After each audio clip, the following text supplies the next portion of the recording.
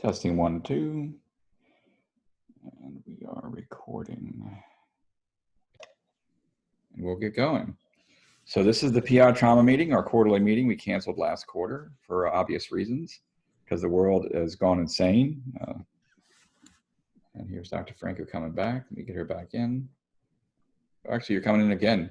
I can see you, Dr. Franco, and you're coming in again.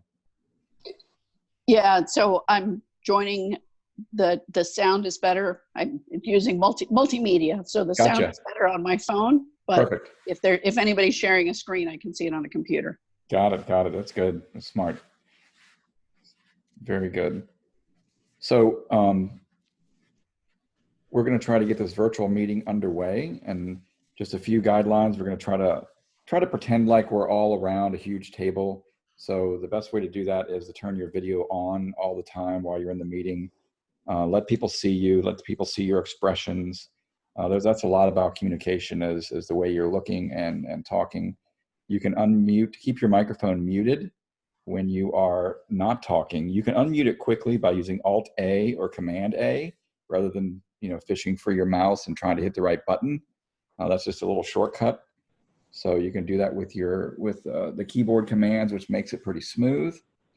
It looks like everybody has their name labeled and so forth.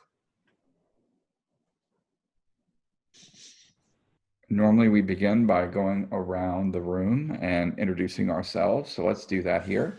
So I think everyone has the same order of pictures on their screen. So we're going to start with Dr. Serrani, and then I'll be second.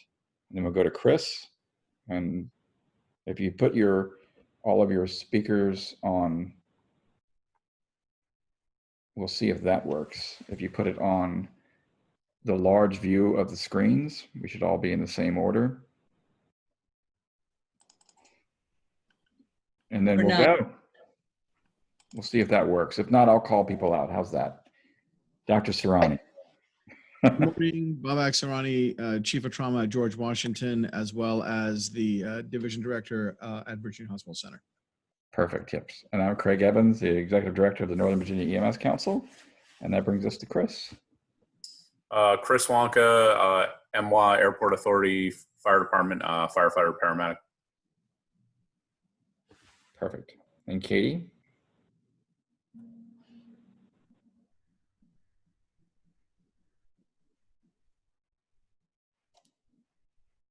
Good morning, Katie Johnson, Trauma Program Manager at GW. Michelle? I'm Michelle Ludeman. I'm with the Northern Virginia EMS Council. I'm the Regional Coordinator. That brings us to you, Beth. Beth Adams, Fairfax County Fire and Rescue. Laura? Laura Vandy Griff, Northern Virginia EMS Council. Melinda? Melinda Myers, Director of Trauma Services at Inova Fairfax. Kate Passau. I'm Kate Passau with Physicians Transport Service, Ground Interfacility Transport. Mark? Mark Dias, EMS Liaison, Inova Fairfax Hospital. Valentina? Good morning, Valentina Daly with Fairfax County EMS. And Francis Hughes? All right, Francis Hughes. I'm the PI Manager at Reston Hospital Center. Brings us to Dr. Franco. Elizabeth Franco, Trauma Chair of the Northern Virginia EMS Council and Trauma Surgeon at Fairfax Hospital. Tracy Lane? Tracy Lane, Loudoun County Department of Fire and Rescue, Quality Assurance. Perfect. Then Micah. Hey, good morning. Micah Kiger, Loudoun County Fire. I'm the Deputy Chief of EMS. Daniel. Captain Daniel Acosta, Prince William County EMS Operations Division. Excellent. Alex. Lieutenant Alex Stevenson, Prince William County Fire and Rescue. EMS Ops. Brings us to Mindy. Mindy Carter, Virginia Hospital Center, Trauma Program Manager. And you're pretty broken up, Mindy, but I think everybody heard that. Just FYI. Danette?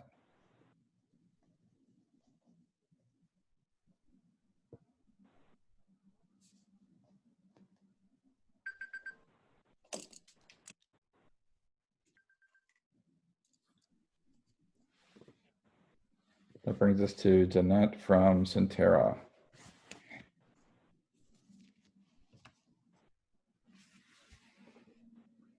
Craig, Scott's in the waiting room, if you could let him in. Nope, he's not. He's in the wrong waiting room. Okay, I just forwarded him your email from this morning. Okay. I was in the penalty box for not having the link. Forgive me. Oh, there you are. He's Yes. not. Oh, he came in as Beth Adams. He snuck in. Oh, Excellent. That's because I forwarded your email. Perfect. That worked well. not nearly as smart or in tune. So It's double trouble there. All right. Sorry to join the program already in progress. So I don't hijack or waste your efforts. How far have you guys gotten? Are you all done with discussions? Problems solved? Yeah, we're done with the meeting. Now we're just doing introductions. So we're going around. It's actually your turn to introduce yourself based on where you are on the screen. Scott Weir, horrible administrator, bad scheduler, loses links. Sorry. After I was promoting the meeting on the regional OMD meeting just a couple days before. Let me adjust my contrast so my red face doesn't show too brightly. Yep. All right. And Dinette must have stepped away from her computer, so we'll come back to her. That brings us to Alistair. Hey, good morning. Alistair Capewell, Trauma PI, Virginia Hospital Center. Welcome. And then Craig, the other Craig. Morning, Craig French, Nova Loudon's EMS liaison. Welcome. Then Jamie. Jamie Wolfen, Nova Health System. Good deal. Reed, Dr. Smith. Hey, Reed Smith, Operational Medical Director for Arlington Police and Fire. And I'm sorry, I can't turn on my camera because if I turn on my camera, it makes I glitch a lot. So my feed is bad. It's okay. You're forgiven. And that brings us to Dallas. Good morning, Dallas Taylor, Trauma Program Director at Reston Hospital Center. Welcome. And I believe I got everyone other than Danette Rombo, who's the trauma manager for Centera. So Danette, if you can talk, this would be a great time to test your microphone. And if you cannot, that is fine.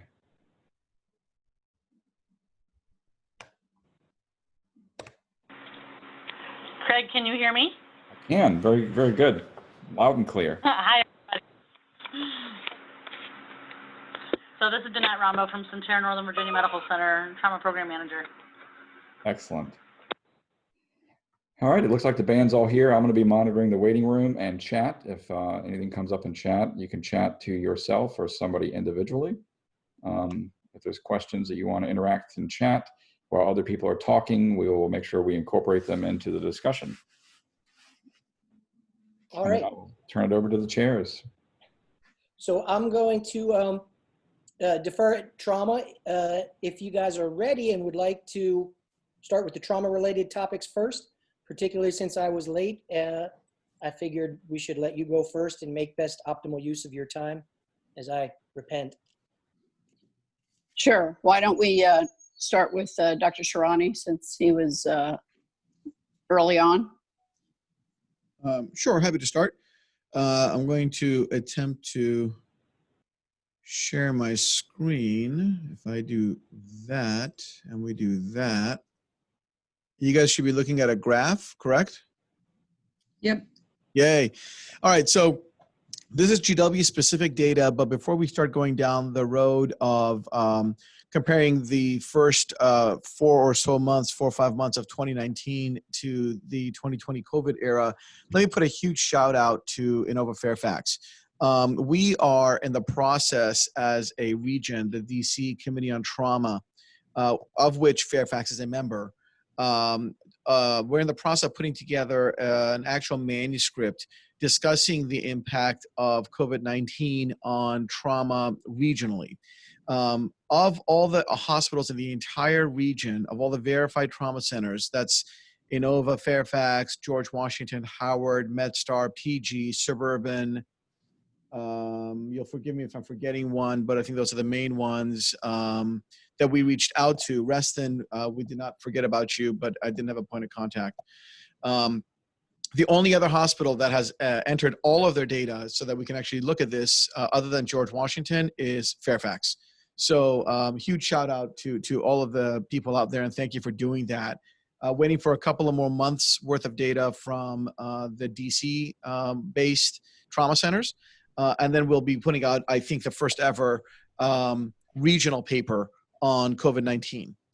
So the data I'm going to show you are GW specific, but with any luck, in about a couple of weeks, I should have far better data that will talk about the whole region. And I think we can probably end up parsing it out a little bit, suburban versus urban, because I do think that at some level, the Inova guys are a little bit different than the DC-based hospitals. As you can probably imagine, all of the graphs I'm going to show you look fantastic and are valid simply because Katie Johnson exists. So whereas I remain the mouth, she remains the brain. So comparing our volumes here, looking in the blue, you'll see 2019 data. This is, again, GW specific. And then looking more of the gold bars, you'll see 2020 data. And so January, February, we were kind of chugging along, a little bit busier than we were in 2019. But then COVID really hit the Washington, D.C. area around March. And it was by the end of March that we were testing people at George Washington anyway. And if memory serves, it was right around March that we put a stop on elective cases in the OR. It might have been late February, but essentially speaking, March. And so you see the impact of COVID-19 on our trauma volume. I mean, it just immediately dropped quite a bit and has remained lower than 2020 for the next 3 months, March, April, May. You know, why is that? I don't know. How much of that is because people really are socially distancing? I do know a lot of people who left Washington, D.C. Those who could did. Many people own homes on the Eastern Shore in Maryland. A friend of mine is a lawyer. She actually has a house in Connecticut, so she just took off. Although I would suggest she went to the wrong state in hindsight. And so maybe the volume of people in DC dropped. Maybe people started socially distancing. Certainly the traffic went to zero. Like I was just flying down the road. So I think our MVC rate dropped. But what's interesting is some of this data here. Over here in the blue, you're looking at the people seen at GW with a blunt mechanism of injury in 2019. The gold bar are the number of patients seen in 2020. And you can see kind of, you know, month over month, even after the COVID hit, there was a slight drop in number of patients injured via blunt mechanism of injury. Not a huge drop, but there's a drop. The blue bars are higher than the gold line. But something that we felt anecdotally, and I was happy to see validated objectively, was this, that all of a sudden, we just saw this rise in penetrating trauma. So yes, net trauma volume was down, but the percentage of times that we were activating at our tier 1 level, what we refer to as a trauma yellow, and the number of times that we were seeing penetrating trauma just skyrocketed. And you can see over here, in March, for example, there's a 25% incidence of penetrating trauma in 2020 as compared to an 18% in 2019. Same thing over here in April, about 12% as compared to 19%. And then in May, 20% as compared to 25%. And then we drilled down into this a little bit more and said, well, this is penetrating. This is stabs and gunshots. What about gunshots? Because again, anecdotally, it felt like it was the shootings in particular that were up, that we were seeing many, many more shootings, and the shootings we're seeing were much, much more potentially lethal. We were not seeing GSWs to the tibia. We were seeing GSWs to the torso, to the chest and the abdomen. I mean, look at this number. This is amazing when I saw this graph. 17% incidence of gunshot wounds at GW in March as compared to 5% the previous year. Even in the current month, 11% 1 year ago as compared to 15% now. And so, you know, why did this happen? I don't know. I mean, you could talk about, you know, people buying more guns. I actually don't think that's the case. I think we'll see that, but in a lagged fashion. We could talk about people being cordoned in their house and kind of going a little bit stir crazy and the prevalence of firearms. That's possible. We could then take that and maybe add into it some alcohol and maybe that's another factor. I'll tell you in the paper as a whole, we're actually looking at not so much domestic abuse because domestic abuse is not coded in any of our registries, but some of the other mechanisms that we're looking at are assault. With the idea being that, you know, if someone's going to assault somebody else, a number of those will be domestic abuse situations, but a number of them will be just interpersonal violence, not necessarily domestic abuse. And I think it was Christine Trankim, it might have been Christine, over at MedStar, who was really curious to know if that number goes up. And I myself, I'm curious to see if that number trends up in a parallel fashion with gunshots, kind of saying, look, if I'm home and a little stir crazy, if I got a gun, I'm going to shoot you. But if I don't have a gun, I'm going to beat the living snot out of you. And I'm waiting to get that data back to see. And then lastly, COVID-19, you know, prevalence of COVID-19 in our trauma population. We started testing for COVID-19 at the very end of March 29th to be exact. So we only got 13 tests in trauma victims in March. And right now, if you come to GW, that's an automatic COVID test ×2 for all trauma. Any trauma patient we touch gets 2 COVID tests. They get the COVID Now, which is the Abbott test with about the 5 or 10 minute turnaround time. If that test is positive, that's lovely. The patient is COVID positive. If the test is negative, that means nothing to us. We've had too many false negative results. And so those patients then get a rapid PCR that turns around in 2 hours. And so I can tell you that a positive at GW is positive and a negative at GW is truly, I say to you, negative. Our false negative rate is less than 1%.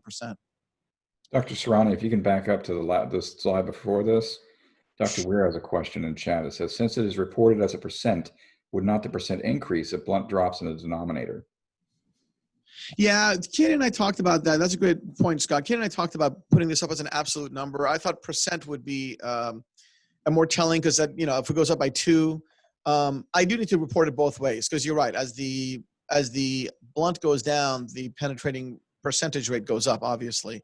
Although blunt didn't go down very much. So I don't know the answer to your question, but I think it's a point. It's a point worth taking. So I'd be curious to know how the other trauma centers have what their experiences are regarding COVID-19. So over here in April, we started testing everybody. Now, anybody who is a trauma white or trauma yellow gets tested. We fired off 102 tests.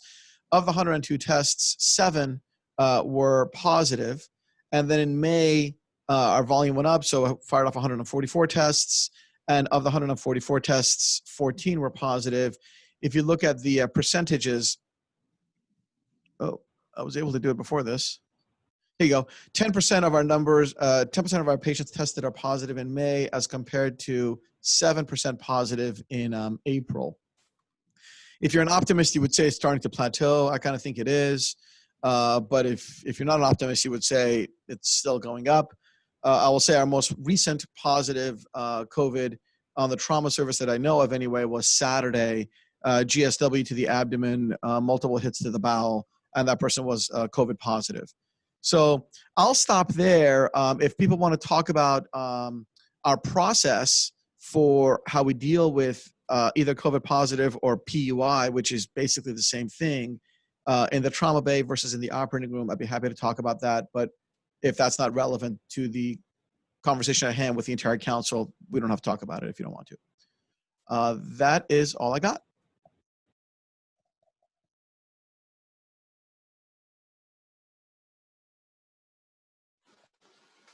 Great, thank you. My screen seems to have frozen, so I can't see who's who was next to sign in.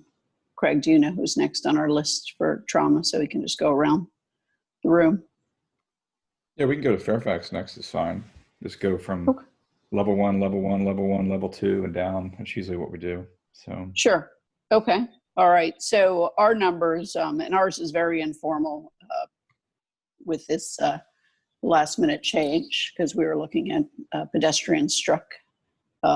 So for 2019, our March, April, May numbers for trauma were in the 300s, and for 2020, we're down by 100 to 120 across all of those. Now, this is for all of our registry numbers.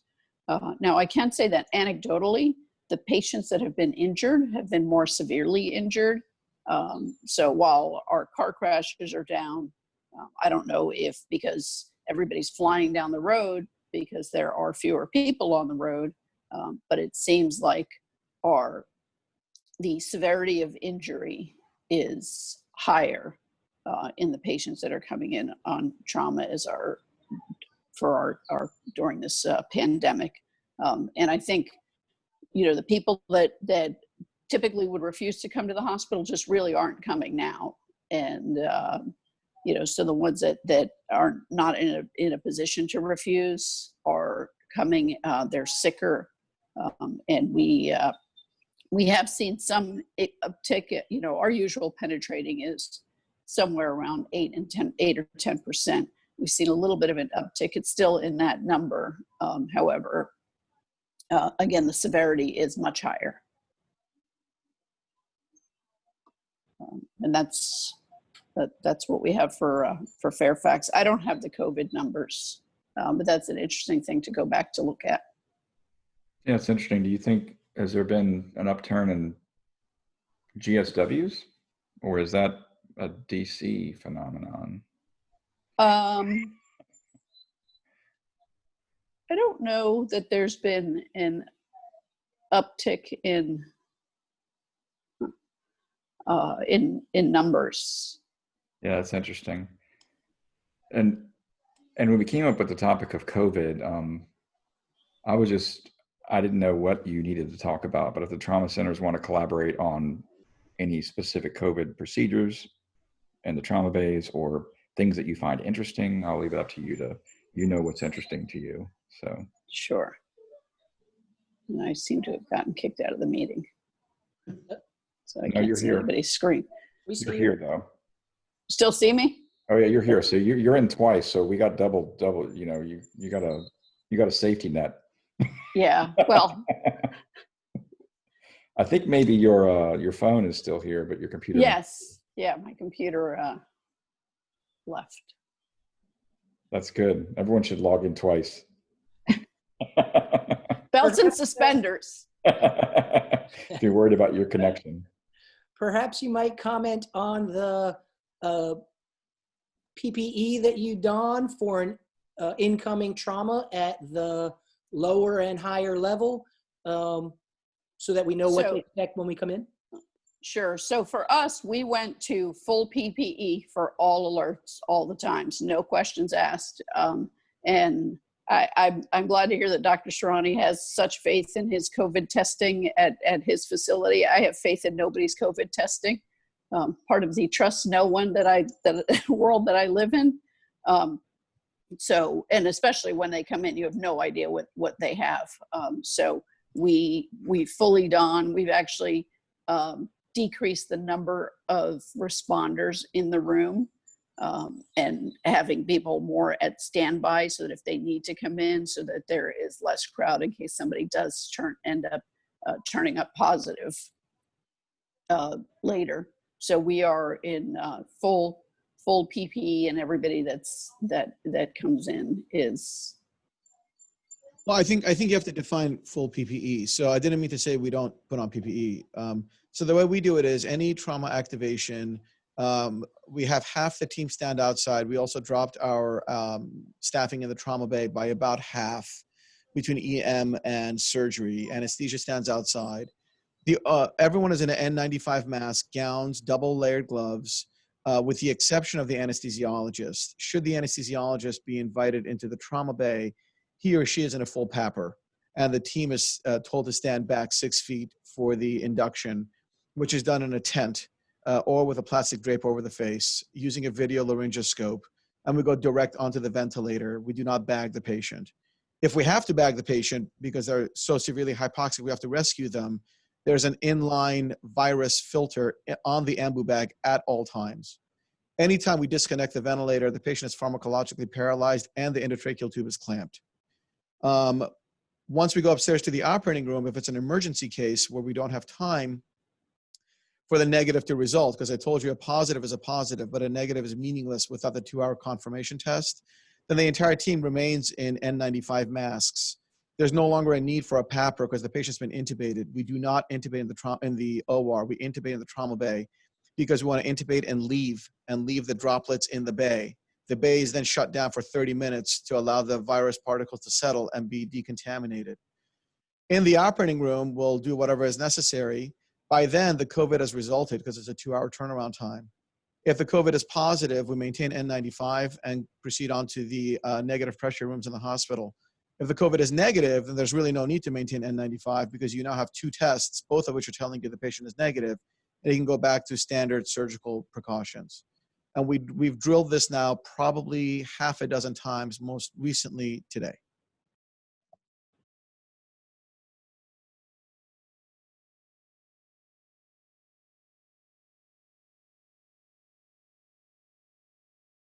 Okay. I kind of just threw a random thought down in chat. It would be interesting after we come out the other side of the storm to see the impact of decreased number of personnel in the trauma bay. I know there's a whole number of confounding variables that would impact that as well, but speculatively, I'm interested and wonder if there are any positive impacts of adjustments that we've made that might be carried out the other side. I know in other domains of EMS care, we're asking those questions. We've made some adjustments that may have had positive impact in overall management, and we're trying to not lose the positive fruit that may have been harvested as we come out the other side. Just an interesting thought. Yeah, and Chris Wonka has an interesting question in chat as well. Like, what does the turnover between traumas look like as far as decon and cleaning? Is that causing issues? Is it causing a different trouble turning over the bays, or depending on your flow? We haven't had an issue as far as I know, Chris. I mean, they're supposed to be, because we haven't had, I guess it could happen. Your point's a good one. We haven't had an instance, as far as I know anyway, where we had to intubate in the trauma bay and then had less than 30 minutes for the next patient to show up, because that's when the bay is shut down. If we don't intubate in the bay, then the bay's not shut down. It's fine. The patient has a surgical mask on, we have N95s on, and we're good to go. I think if we had 2 back-to-back intubations, we'd probably go, there's another critical care room at George Washington's emergency department. You've seen it, I'm sure, just right across the hallway. That's kind of our backup trauma bay, if you will. So we'd probably bounce across the hallway to use that room while the first room is being deconned, but that hasn't happened yet.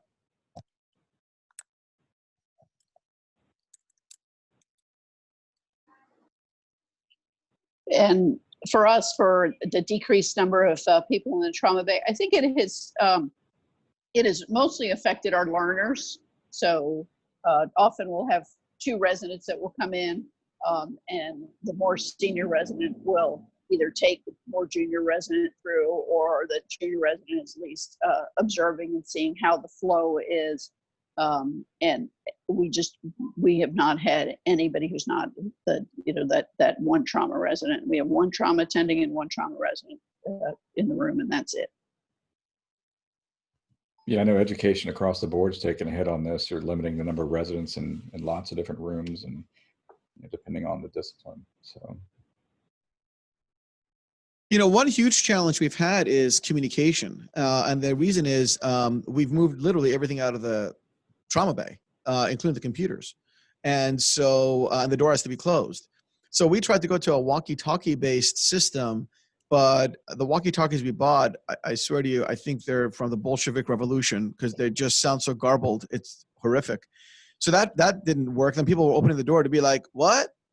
And that was counterproductive. So then we went to a speakerphone system, but then it picks up every ambient noise there is, and then we try to mute it, but then you forget to unmute it. So and there's just a lot of opening of the door and what did you want? And without the computer, of course, you can't enter a single order. And so a challenge we've had, honestly, is just simply order entry and getting supplies into the bay. We have not had a negative event because of that, thank God. But I'm just curious to know how people resolve communication. And for the fire guys, man, you're just so much better at this stuff than we are. We're in a burning building. We can't even talk across a door.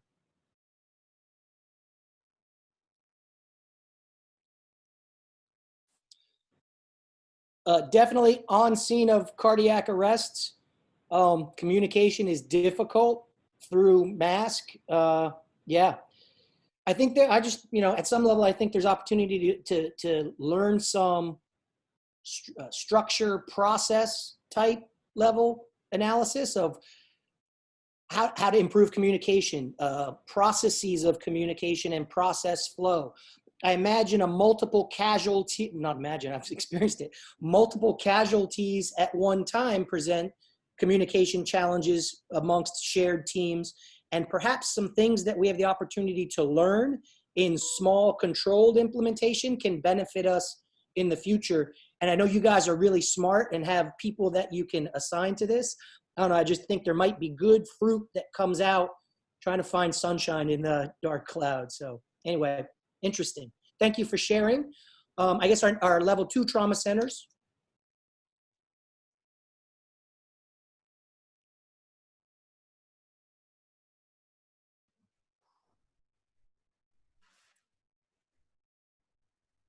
We can start with Rustin. All right. Let's see if I can share this.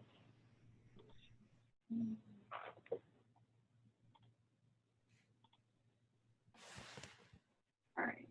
Can you guys see anything? Yeah.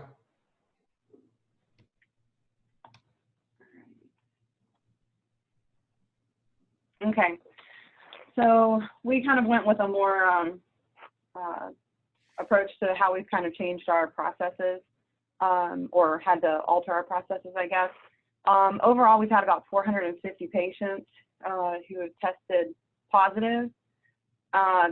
It's really kind of split down the middle, with half of them testing positive and then being sent home to self-quarantine, and 223 patients we've had have been admitted, but they're non-trauma. We've only had about 7 patients who have been a trauma and then influentially tested positive. So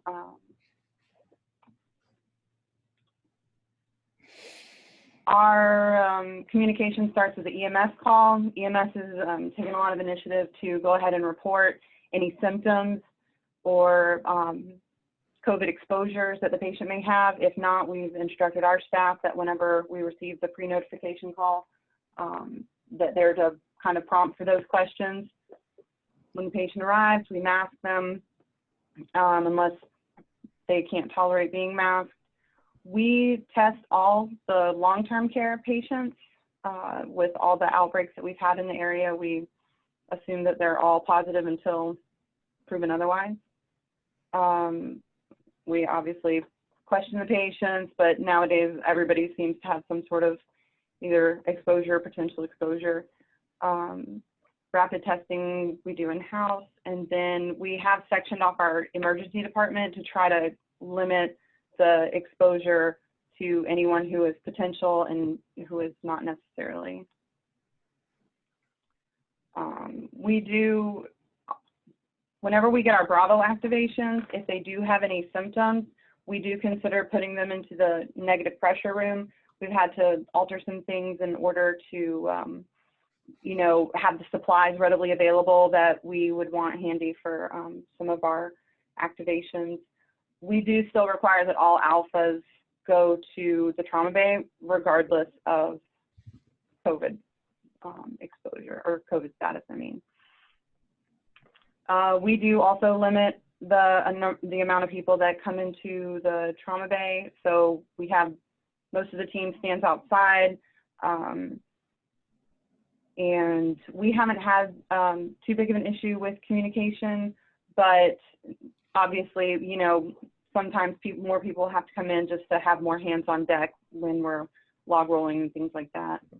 PPE, we have a house daily, and we have started requiring our PPE cart to come to all the alpha activations, just because occasionally there will be, whenever we run out of a face shield or something, or somebody forgets to bring their personal N95.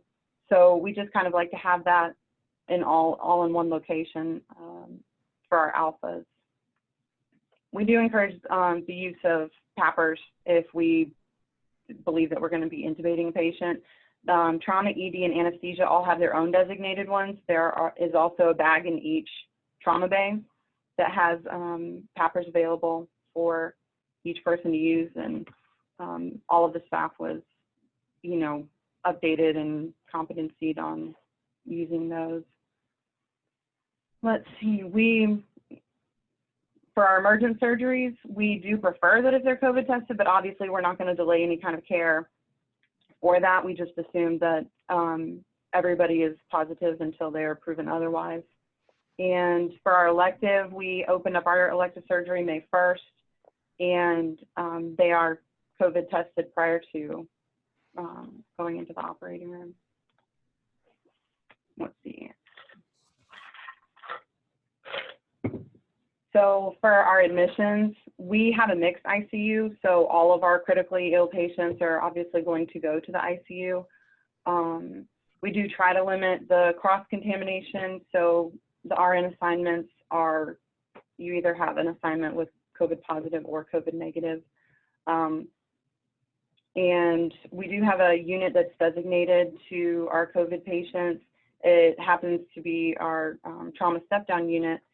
So if, say, we do have a trauma patient that is admitted, though, and COVID positive, they can still go to the COVID unit and still have the trauma-trained nurses taking care of them. Some of our obstacles, I think everybody kind of feels these obstacles. We have the flex staffing within the different units of the hospital, especially down in the ED when, you know, they try to rearrange our techs and things like that. So that's definitely put a damper on things. The changing policies, I think everybody can agree that you just have to keep up with that daily to see what needs to be put in place. We've seen a delay in discharges, especially to the long-term care facilities or the SNFs, just because some of those times, like some of the times the patients come in, and regardless if they came to us COVID or not, they don't want the patient to come back with the COVID diagnosis. So some of our throughput has been affected because of that. Nothing greatly, but it definitely will, you know, it has the potential to add a day of stay while we kind of hash that out with the facility. Maintaining morale, I think that just goes hand in hand with the ever-changing policies and the flex staffing. You know, the community's been really great. I think we're fortunate here in Northern Virginia to have such an outreach of the community for the hospitals and stuff. So we've been trying to keep up the morale. Chris mentioned the cleaning. We have had, you know, I don't think we've had any issues with our trauma bays per se, but occasionally we see a delay in CT scans. So we've been trying to work through that and see what we can do to get that a little more streamlined. Alterations in customary practice, we would normally have multidisciplinary rounding with all the team members, from the trauma surgeon, bedside nurse, charge nurse, dietitian, case manager, so on and so forth. We've had to move that away from the bedside where we would normally round on the ICU and our trauma PCU. Now we meet at a location that's away from the patient care units. Not all the parties are able to attend, but the physician and the APP come to our rounding, as well as then they follow up obviously with the nurses at bedside and respiratory therapists and things. So all of the care gets communicated. It's just not right all at the same time like it had been. But our team is usually pretty good about making sure that we still keep up with who needs the PTOT and case management and things like that. So, and obviously a lot of teleconference has been occurring. So our trauma peer review and our trauma advisory committee are also held through teleconference. We have our follow-up for our discharge trauma patients. They've switched over, when appropriate, obviously, to telemed. And some of the NPs really like that. They think that they're going to keep that around even after COVID. No longer doing trauma classes just for the group gatherings. Now we have to do the one-on-one competencies and education. We communicate as a facility with daily administration safety huddles. And that's nice because that's where we talk about, you know, any of the alterations of the policies or procedures. And we also talk about blood products in-house so that everybody can be familiar with, you know, what we have as resources that day. And we also talk about the numbers that are in-house. Our facility is really good about keeping up with emails regarding the the number of COVID patients in-house. Kind of keeps everybody informed. We also have an iMobile text messaging system, which is really nice. It helps us know whenever a COVID patient is traveling to or from procedure, testing, whatever. And we try to limit exposure by kind of closing off certain hallways and things like that when those patients are traveling. Multiple committee discussions. Obviously, COVID's a hot topic with anything, but for our pharmacy and things like that, we get to know sort of who's doing what and what's working and what doesn't seem to be working and what we want to try to implement. So that's been really nice to have communicated. We haven't had any issues with blood products here. We've had several MPPs since all of this started, and we have not had any issues with shortages. And Reston Hospital Center actually has a rather small morgue. So we did go ahead and implement a refrigeration truck as our morgue pretty early on. We did that as precautionary measures, just in case we wanted to go ahead and have something in place and work out all the kinks and things so that we would be able to take care of those patients appropriately. So, and that's what I've got. Any questions? Yes. Thank you. That's really interesting and lots of provocative kind of elements in there, stimulating thought. And so a question for you, I guess regarding morgue operations, how many spaces do you have? And then the question goes to our other colleagues, how many spaces do the different hospitals have? I'm not aware of that. Dallas, do you know more about how many the refrigeration truck can hold? I know our morgue holds 4. Yeah, I guess that's where I would start, is what is the day-to-day fixed facility mortuary or morgue capacity for each of the facilities? Because I think of my USAR and DMAT, and then there's a whole element of DMORT that gets mobilized in a large-scale event. And so it's just interesting to hear how you thought through and addressed that issue. So you have 4 at Reston. How about our other facilities? GW? Do you know? I have no idea. Katie, do you know what our morgue capacity is? I can tell you we don't have a refrigeration truck and we did not run into issues with bodies, but I don't know beyond that. But don't quote me on it. It's been a while since I've talked about that in a meeting. Forgive me, and I don't expect you to know off the top of your head. I think a probable endpoint is, hell, we don't know. Let's look into that and report it back some point by email. And then to Reston, is this a private contractor? How'd you thread that needle? How'd you crack that nut? How'd you address that? How do I think through that? Yes, this is Dallas. So yes, since the morgue, our facility only has 4 in-house,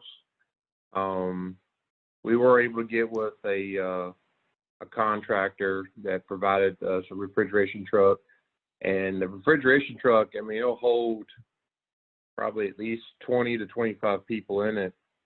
But, you know, and thankfully we did have it because we had an episode there where there was a delay in the funeral homes to pick up patients. I think the worst moment we had in the last 2 months is 12 people on campus that required the morgue.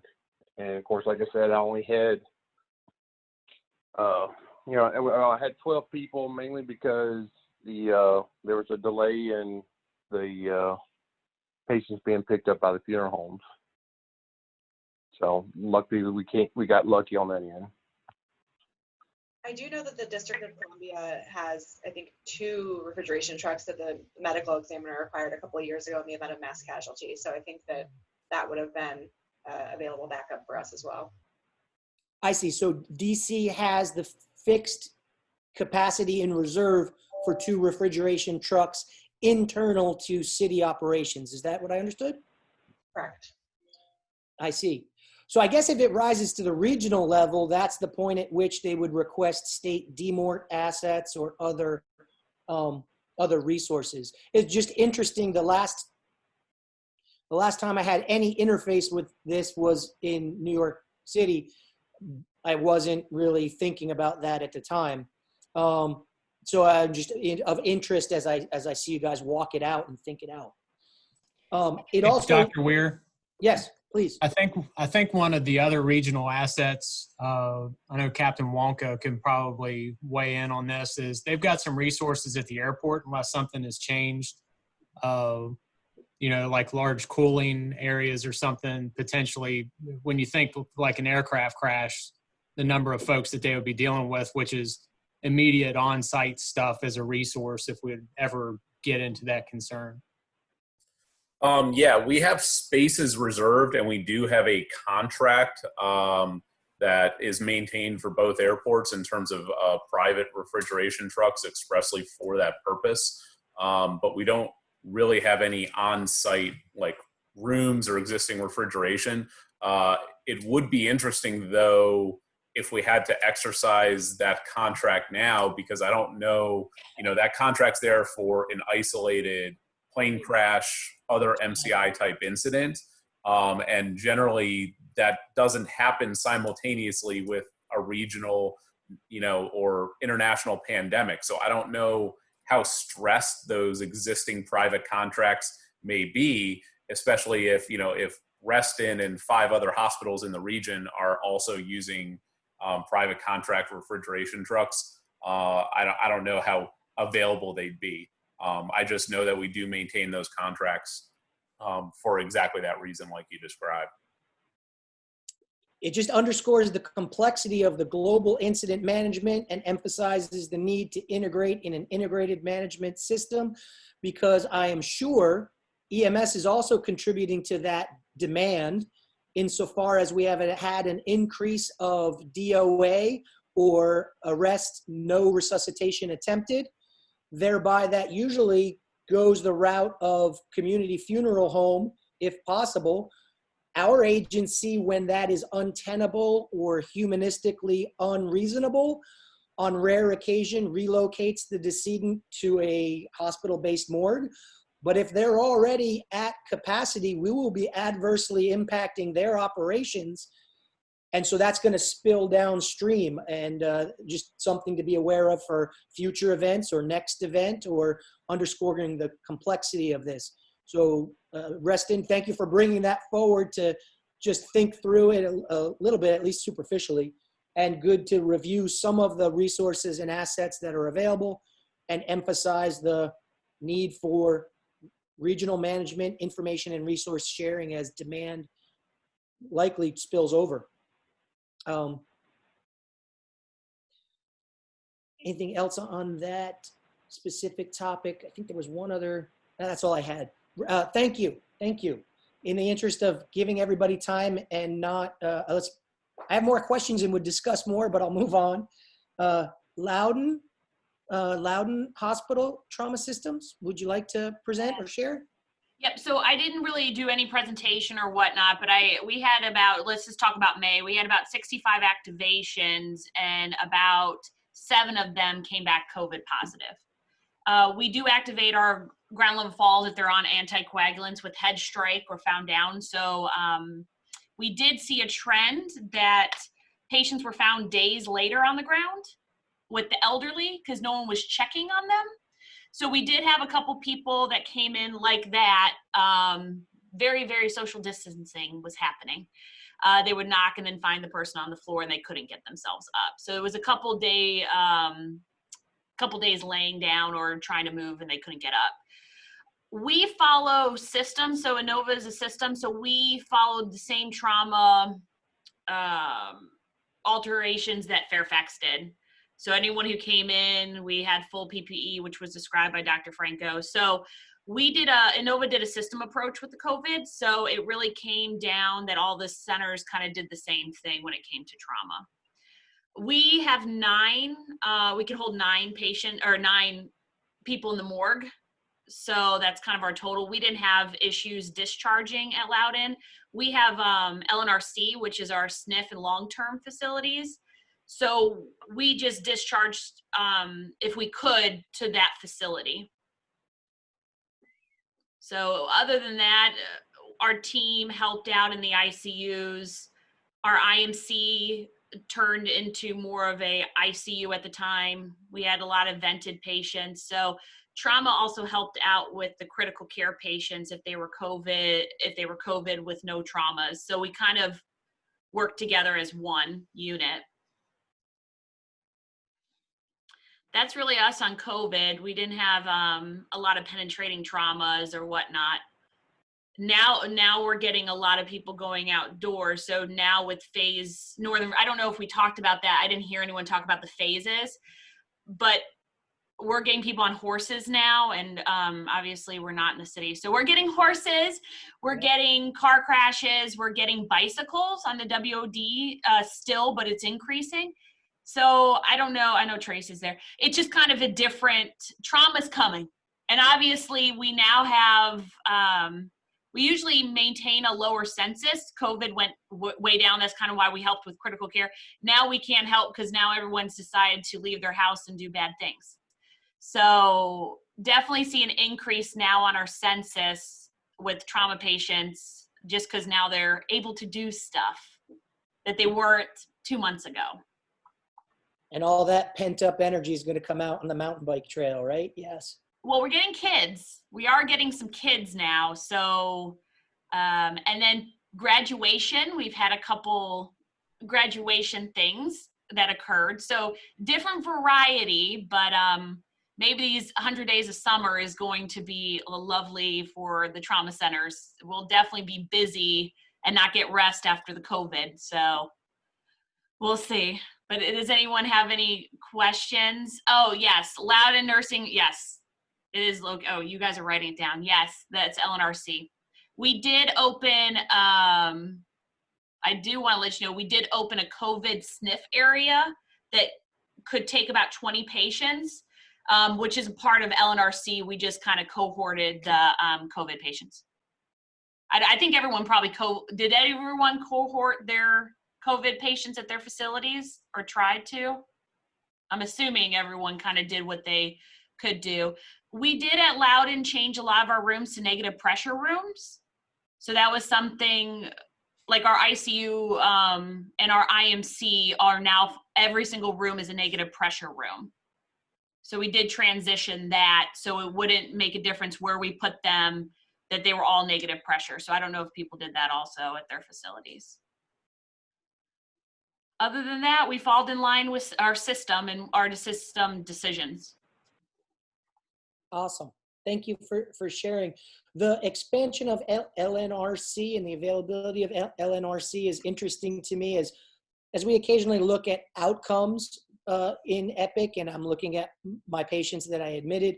I have observed prolonged hospital stays related to difficulty discharging.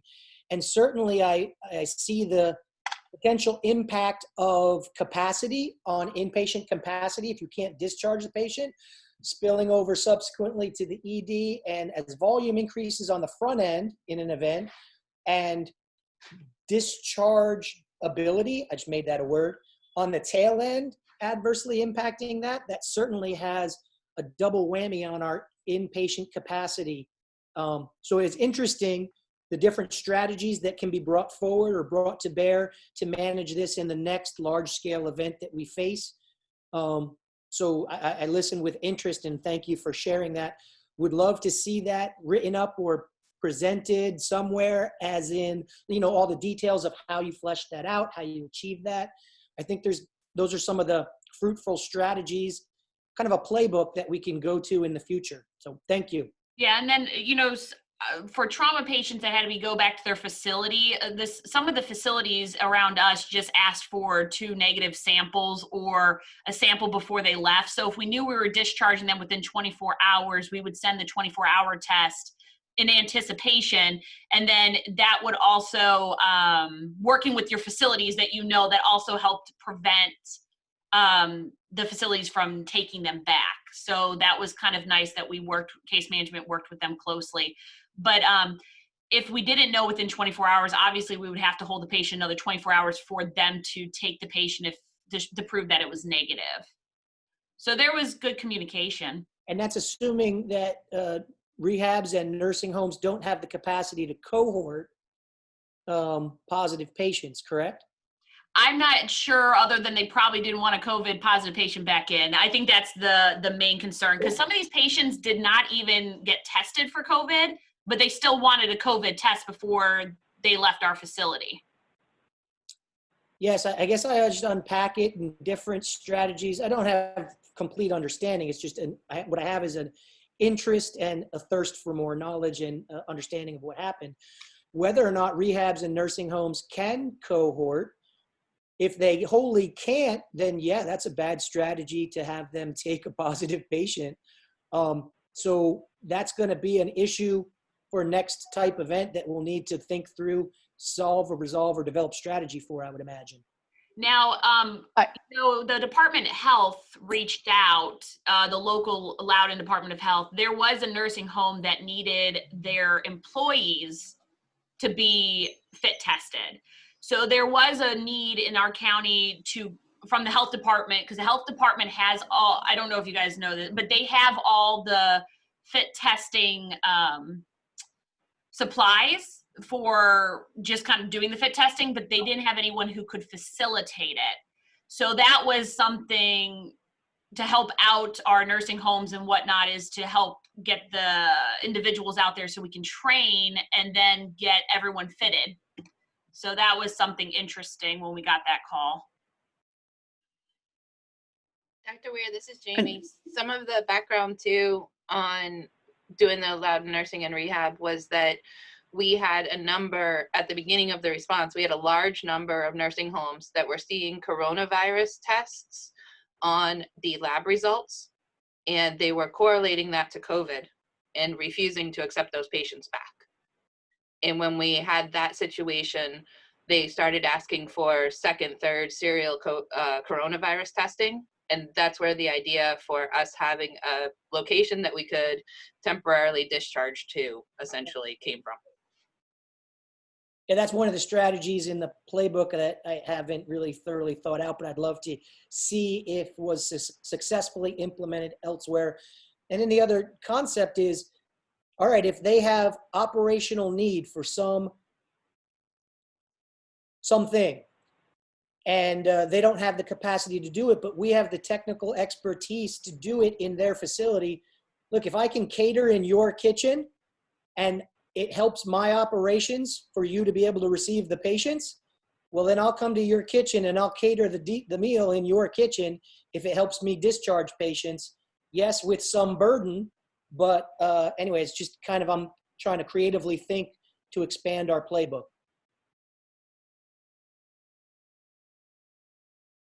Dr. Franco, did you have something? You looked like I cut you off. I didn't mean to. No, I was just going to say that for They're really, I don't think any of the nursing facilities had a chance to cohort or not, because by the time they realized they were all cohorting, that the whole facility was considered a cohorted COVID, because they really got overtaken and overrun. And so there wasn't really any chance to say, oh, these patients are COVID and these are not, because by then everybody had been exposed. Yep, opportunity to learn, see that, learn from that, and say, all right, how do we do it differently next time? Yeah. There was a question in here about EMS changing. When it came to intubated patients, our charge nurse or respiratory therapist went out to the ambulance and gave them the PEEP, or the, whatchamacallit, I'm blanking out, not the PEEP valve. Filter. The filter. The filter. So that was done outside of the EDs before the intubated patient came in. And that was for trauma or any of that, just to protect the patient being moved within the ER itself. It seemed to work fine. We also had a couple, and I think we gave some, and Tracy may be on phone, we gave a couple just in case, but we just met. So if we knew they were intubated, they didn't have it on, they would meet outside and then come into the hospital.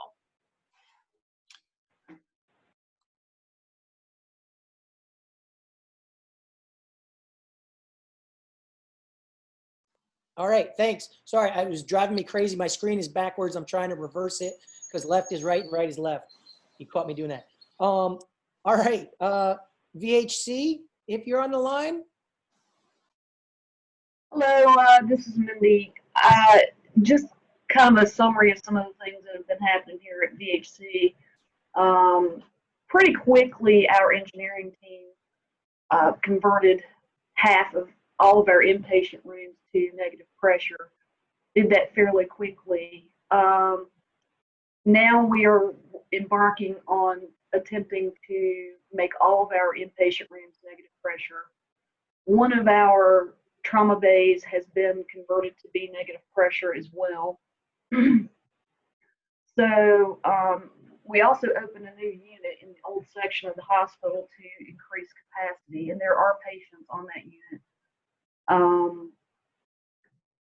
We also converted one of our med-surg type of units, step-down units, to accept ICU patients. So they actually embarked on training that staff to be able to take ICU patients. Although I don't think we have exceeded ICU capacity the entire episode of this going on.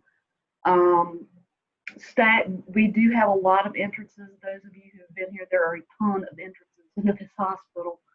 So they did shut down several entrances. Staffing all over the hospital was flexed to cover various areas affected by the COVID. Staff self-quarantining, covering multiple entrances. Basically had a lot of donations of PPE, so that kind of kept us from having a severe shortage. They locked down PPE pretty quickly, and so you had to report to the PPE station to get your PPE and that sort of thing, and that really has kept us from a situation of having very little or not adequate PPE. And again, we had multiple donations of that from various entities.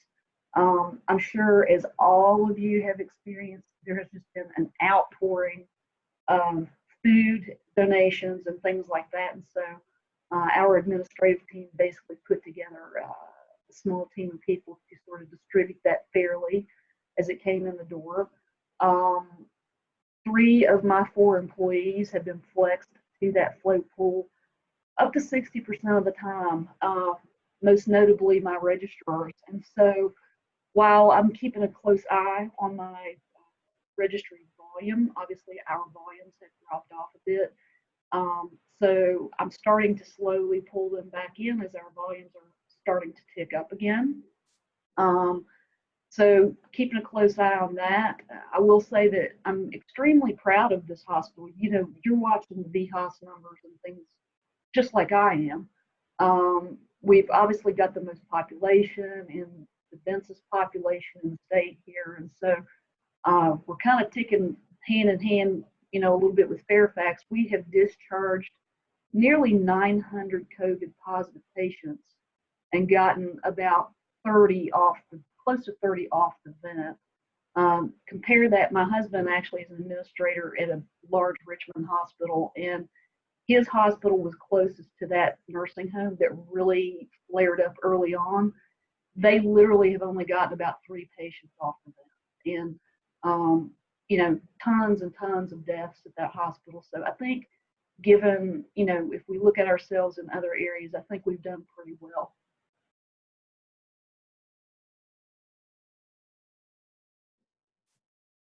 Thank you. Thank you. Centera. Centera, I think you're next up if you're ready.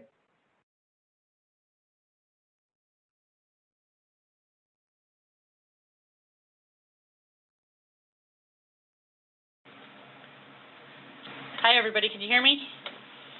Yep, we got you. Oh, all right, good deal. So we aren't really any different than everybody else here in the Northern Virginia area. Our overall emergency department has actually decreased significantly, but we are starting to actually see that increase now that our region is actually starting to implement in phase 2, and people are getting outside, and the nicer weather is actually upon us. As far as our trauma alerts in the month of April, we had a significant decrease in our trauma patients.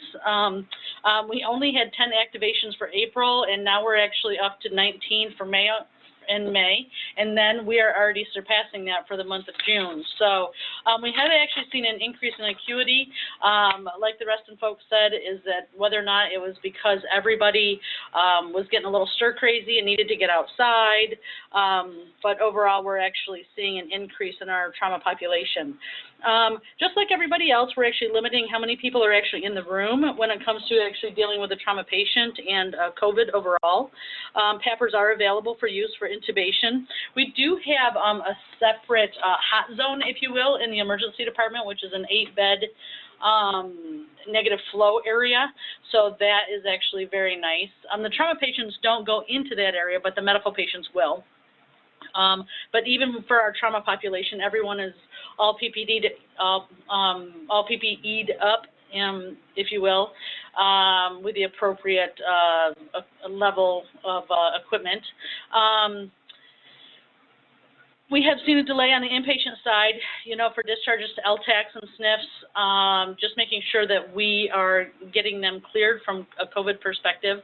We were challenged, like Mindy was saying, with PPE, and we were doing a lot of daily counts with PPE and making sure that we were doing good regulation of our personal protective equipment. We had to be creative also in repurposing PPE, so just to make sure that we were keeping good counts.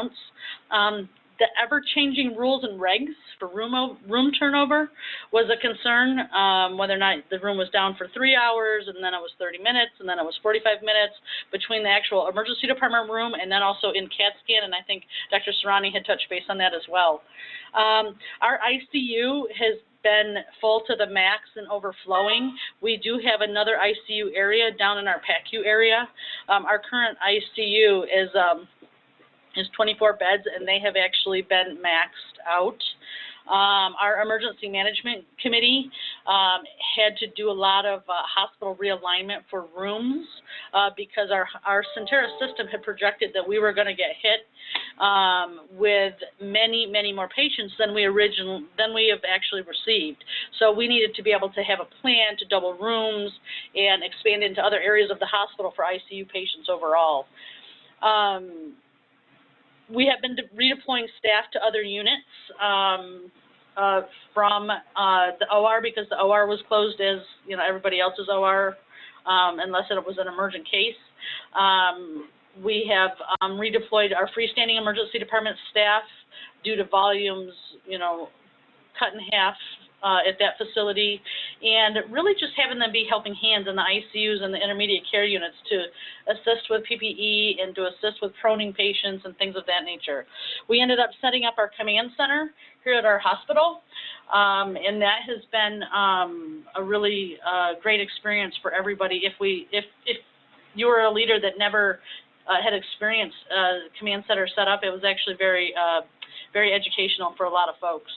We do have a daily COVID call where we talk about any of the concerns that we may have with our in-house volumes and overall capacities. All patients are actually tested. All admissions are actually tested, whether or not you are medical or trauma, of course, as well as patients going to the OR. But if it's an emergent case going to the OR, we're not holding that up, of course, for any additional testing. Our morgue holds 16 patients. So we have a pretty big morgue for the size of our facility. We have actually stopped our Stop the Bleed classes and TNCC classes, just purely based out of what's going on in the community. I'm not exactly sure when we're going to be starting those back up. That is something that I'm waiting to hear, maybe towards the end of the year, but I highly doubt for 2020 that we'll continue that. Other than that, we're very similar to everybody else as far as the overall COVID care and treatment of our patients, medical and trauma. Any questions?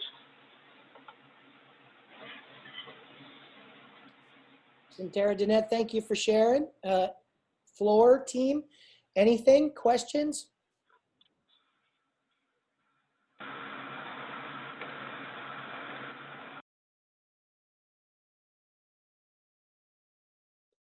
Okay, I didn't know, or I didn't see if Fort Belvoir is on the line.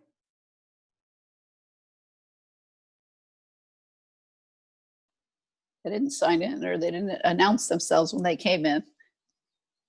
Okay. Is there anybody that I forgot? I don't mean to forget anybody, but I think I ran down the list. This is my opportunity. If I forgot you, please come forward and know that I love you.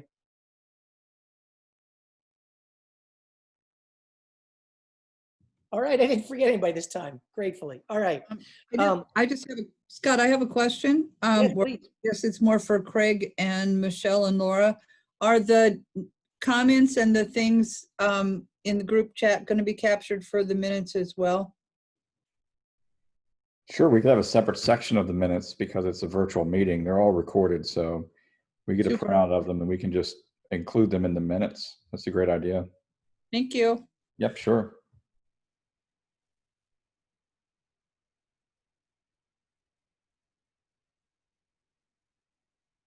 EMS colleagues, anything else under the heading of trauma?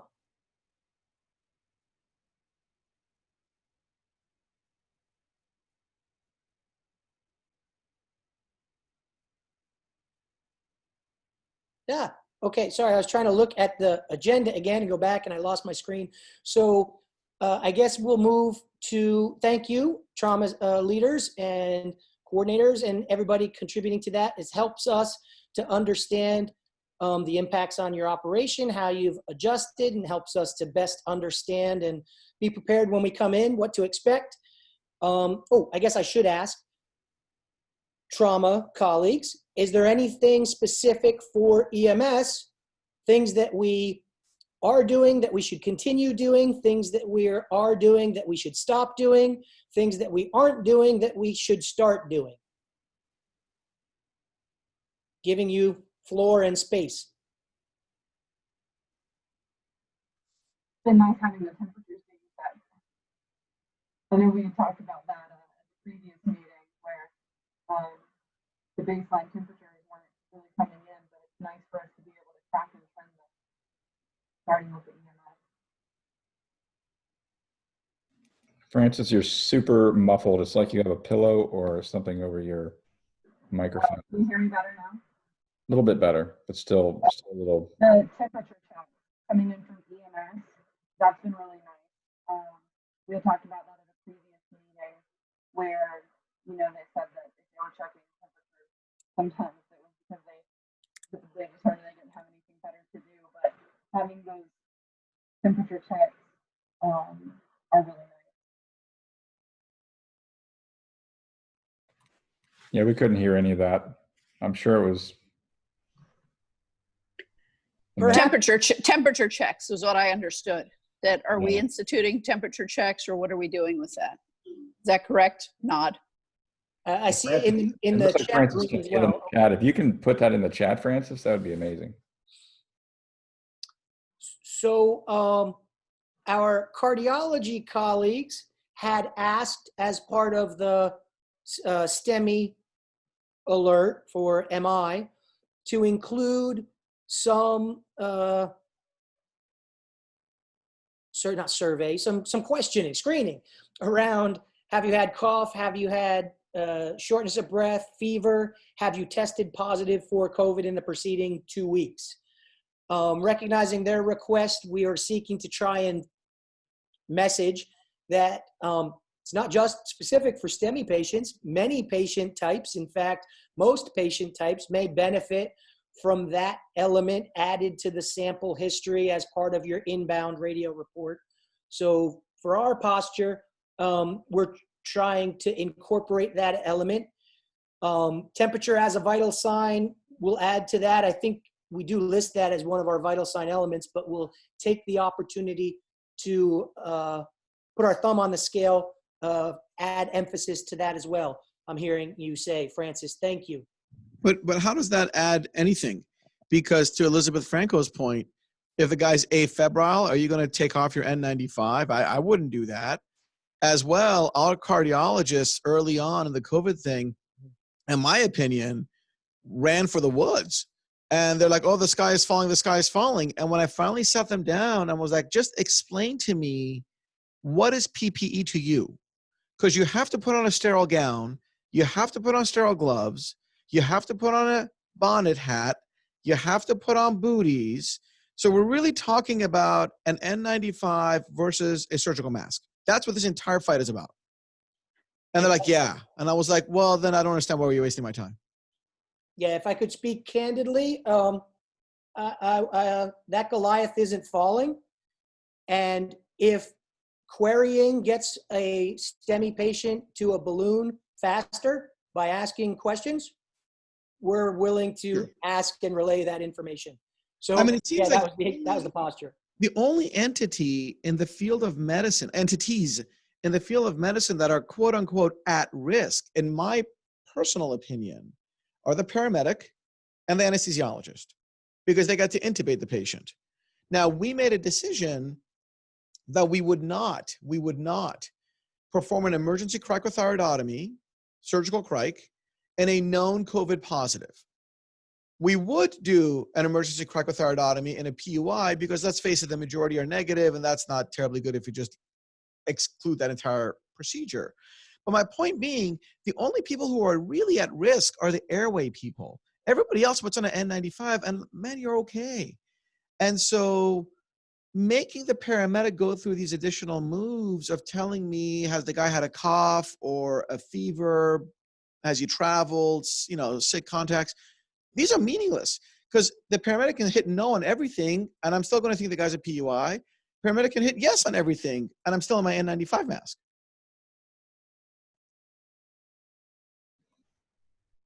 I think the temperature outside of COVID, isn't temperature and trauma something we're shooting for more compliance from EMS as well? So Yes. Well, my comments were more confined to as a screen for COVID-19. I think temperature unto itself, for all the reasons we've discussed in previous meetings, that's absolutely valid, yes. In which case, I'm far more interested in hypothermia than hyperthermia. yeah, I would assume that all the trauma centers are treating unknown as PUI. Everyone's a PUI, right? That's what we all just said. Yeah.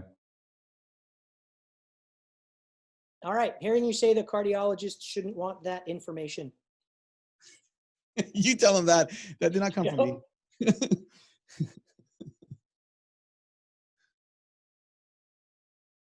Anything else for trauma? I want to make sure I give you guys time and don't steal the mic.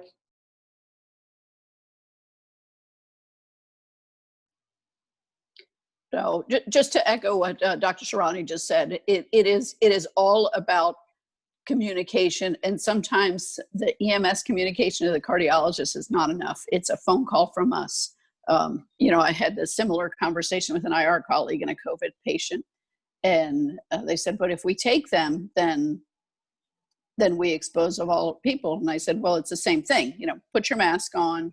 Otherwise we're not applying equivalent care across the board, and shouldn't change what we do in the manner that we do this in a patient, you know, if we treat them differently, unless we're going to say this is non-survivable, which it was not. But I agree. We had the same policy on no emergent crikes on COVID patients, but beyond that, even with a PUI, if it was somebody that wasn't a proven COVID, we were performing for the exact same reason, because I agree, it's the anesthesiologist and the EMS, the people who are intubating. Yep, on the conference call with cardiology across the system, there's definitely differing perspectives. As the lone EMS representative with no ED representatives, yeah, I didn't tilt at that windmill. If we're talking about intubation, what did EMS do? Since some of the hospitals use to intubate, obviously the physicians put the PAPR on. They use some of them use the tent or the box or whatnot. But what did EMS do? What did you all do out when you were intubating in the field? Did you get boxes, or you just did it? PAPR, no PAPR, N95, mask, face? I know in Loudoun, our folks, they go through full PPE to include N95. They wear primary eye protection, then some type of visor or something like that over top of it. It's really not changed our stuff other than us adding like viral filters and stuff after the post-intubation normal readying of the patient. Most recently, they had a drowning where it was just such a mess. They ended up kicking over to a king pretty quick, but because they ran into difficulty with the airway, totally non-COVID related. But that's the thought process with our folks, is they may go, you know, more immediate to a king if they encounter difficulty, understanding that there is an increased risk with the COVID stuff there. Is that demonstrated in a quantitative manner regarding the increased risk? I have, I guess, a question in my brain. We have, how do I phrase this, right? So we have a non-zero rate of unsuccessful first pass intubation, a non-0% unsuccessful with 2 attempts at intubation, the potential for multiple face-to-face attempts at intubation followed by subsequent rescue airway by supraglottic. I was pressed to try to quantify the aggregate risk of repeated attempts at intubation against the marginal benefit of, marginal meaning it's, I don't know what it is, it's some, not 100%, benefit of a cuffed tube between the cords versus a supraglottic airway in a crew that's fully protected by PPE measures. We just did some mathematical modeling, estimating what the relative risk of the different questions were, which led us to a recommendation to prefer a supraglottic airway over endotracheal intubation, candidly, partly on our observed success rate with first pass success rate and overall success rate in intubation. I'm not sure it's the right decision. I can say that we haven't had a significant, well, I don't know. We haven't had huge numbers, DC numbers or Maryland numbers of providers convert positive. I don't know. I want to think that I was maybe not wrong, but that's attribution bias, I'm sure. Yeah, the other thing to consider is that we've got the McGrath video laryngoscopes throughout our entire system. So, I mean, that's another layer in there, so to speak, of trying to get a little bit more of a standoff distance. Again, as I'm right there with you, we've had those discussions as well as whether we needed to modify or change. As a provider from West Virginia also, is they took intubation pretty much clear off the table based on the circumstances. So, I mean, and they've got statewide protocols. So kind of a different posture everywhere, but, you know, not saying it's the right approach, but that's our approach in Loudoun with it. Appreciate it. Thank you. I lose sleep over whether our decision was right or wrong. And yeah, I'm just quiet.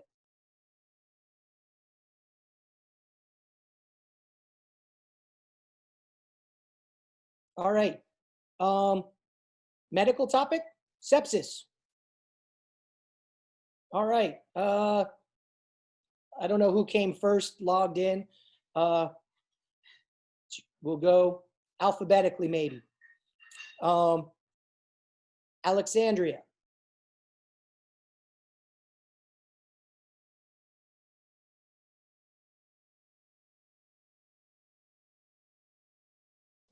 They're not here. Copy that. You're going to test me on my alphabet. Arlington.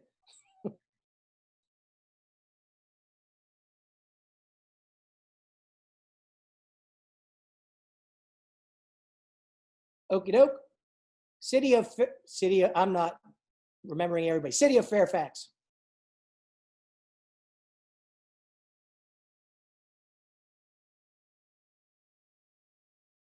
County of Fairfax. Hi, we're here.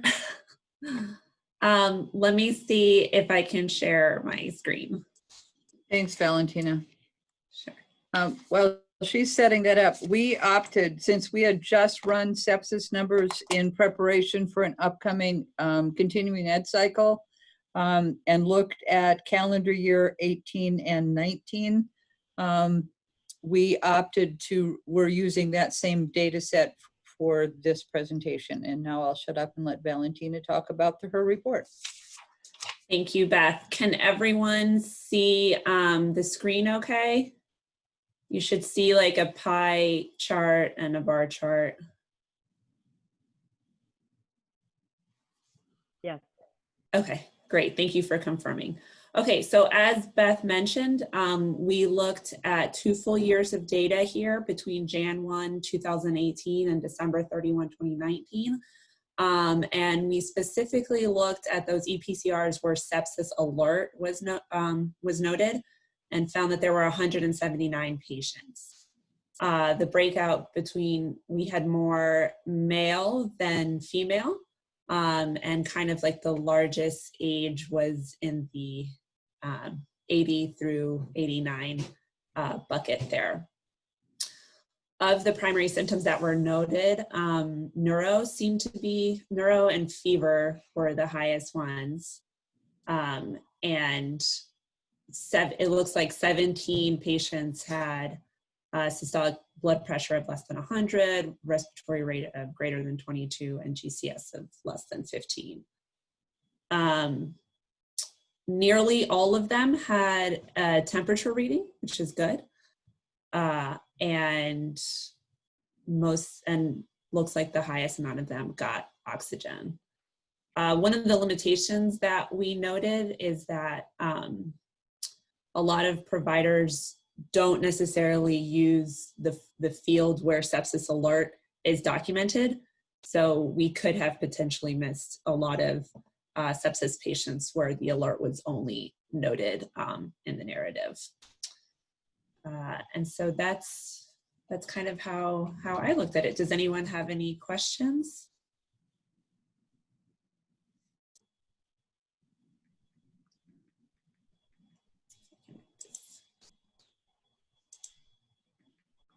Is that easier to see? It's really tiny.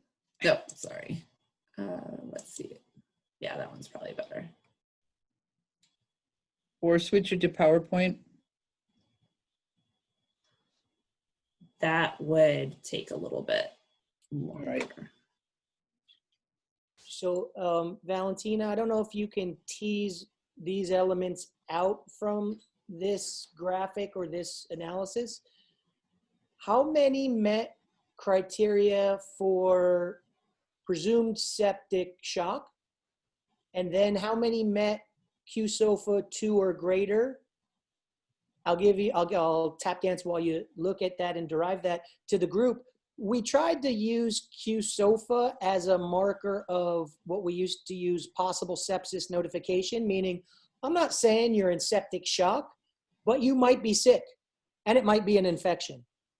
When we did so, we wholly recognize that QSOFA 2 or greater is not necessarily adequately predictive of sepsis as the cause of your observed clinical state, but QSOFA greater than 2 is associated with resource utilization and outcome. So yeah, we recognize that. We still use it as a measure to communicate simply to the ED. This patient might be sick. You probably want to check them out. In contrast to sepsis alert, wow, this patient is really sick and hypotensive. That's the context. Yeah, Dr. Weir, to answer your question, there were, it looks like 72 patients with 2 or more QSOFA 2 criteria, and 17 of those had all 3. Thank you. You're welcome. Any questions? Is there any talk in EMS about giving, I know there's talk about EMS, but what's the latest about giving patients who trigger QSOFA 2 or higher, or other types of patients that we are definitely going to give antibiotics to? I'm thinking now of open fractures, antibiotics in the pre-hospital phase of care. The latter, open fractures, we're pretty good about it at GW. I have to admit, I think the other trauma centers, when we share data, are probably a little bit better than we are. We actually published a study when I was at Penn over a decade ago, where we started a clock going. We did a stopwatch, and we called a rapid response. These are real events. These were not simulations. We did a rapid response on the floor, and we had an attending intensivist, an ICU nurse, and a pharmacist all respond to the bedside. We got rid of the computer and went to pure verbal orders. The pharmacist would do a real-time check of the patient's allergies and call his or her colleague in the basement to say, hey, we're good, send up, pick the antibiotic that was chosen verbally, Zosyn. They would tube it up to the station where the nurse at the bedside would be waiting for the tube and take it directly to the ICU nurse at the bedside to infuse. That process, which was pure verbal with all hands on deck, took a median of 58 minutes. And that was published. So my point being, as a hospital, as a medical discipline, we're quite bad at timely administration of antibiotics. Then if we're making the paramedics collect data that generates a QSOFA score, or if we know things such as an open fracture always gets antibiotics, why are we not giving this in the pre-hospital phase of care? I'll stick with first to sepsis. The one study that I've seen for antibiotics in the pre-hospital phase of care for sepsis did not impact outcome and didn't support its utilization, or at least didn't build a compelling evidentiary base for septic shock. For QSOFA, similarly, it's not adequately predictive of sepsis or infection.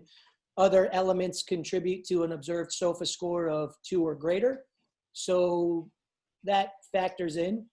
Other elements include increasing the medications on the medic unit. And so when we weigh the benefit to,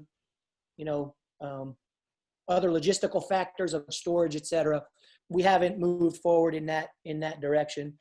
We do watch with interest the management of open fracture. I don't know of an EMS entity that's doing it yet, but I don't think that's reflective of them not doing it. I just don't think I know. I think when you find a study that is negative, you have to be very careful that you don't have a type 2 error. That is to say, the sample size was too small and you missed the signal. So for a study like that, you would need thousands of patients to make sure that your negative conclusion is a valid one. Understood. Anecdotally, I can tell you that colleagues of mine across the country in more rural settings, or uber suburban but deny that they're rural, are doing antibiotics pre-hospital, but that's in part because they're looking at our 45 minutes or more transport times, as opposed to ours, where even with traffic, it's going to be 20 minutes, give or take. Yeah, certainly. I think your point is well taken, Beth. That's the vulnerable cohort, is the rural population. But always remember that the 20-minute EMS run, you have to add in a median 58-minute for the hospital. And that's at a massive trauma center with resources that I just explained that nobody uses. So you're coming an hour and a half easy. Now, whether that matters or not, whole different matter. Well, and I'll always take an opportunity to remind our providers The importance of documentation, because like I mentioned earlier, I don't think a lot of our providers actually know where to potentially document like the sepsis alert and the field that exists in the EPCR for documenting kind of advance notices to the hospitals. So shameless documentation plug there.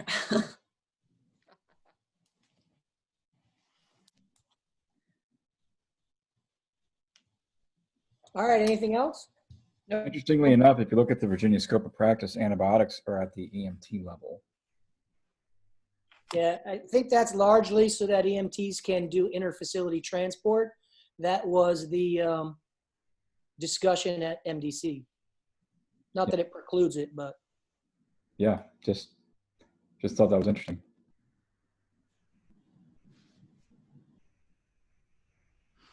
That's all from us. Thanks. Thanks, guys. Does an hour make a difference with antibiotics? Or like, you know, if you're using Dr. Serrani's analogy or study, 2 hours, it might be 2 hours. Does that matter? Well, for trauma purposes, the quality metric against which we're measured is antibiotics within 1 hour of diagnosis of open fracture. And Katie can weigh in on this better than I. But of course, the diagnosis of open fracture, the clock starts at the trauma center, which I've always wondered why that is. The clock really should start when some individual says, my goodness, the bone is sticking out.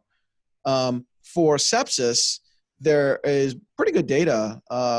Kumar et al., Critical Care Medicine, the year is 2006-ish, 2007-ish. For every hour delay in administration of antibiotics for hypotensive septic shock, for every hour delay, the probability of death goes up 7% as an additive risk. So a 3-hour delay equals a 21% increase in chance of dying. That's where you kind of get into the can't hurt, might help. I mean, I hate antibiotics. I turn off every antibiotic I see on rounds. But let's face it, there's a role for antibiotics. And that's where you have to ask yourself, is that one-time dose the paramedic gave incorrectly, inappropriately, is that really harmful if we just don't give it a second dose?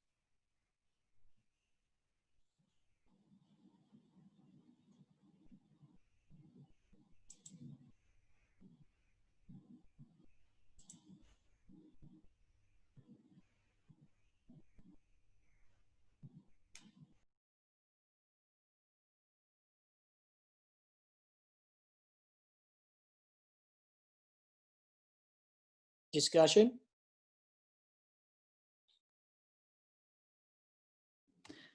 I would say there's no harm as long as they're not allergic. I mean, it intellectually, it seems logical to say, okay, if it's not harmful, then, and it might do some good, let's do it. But I'm not a scientist, so I admit I have biases.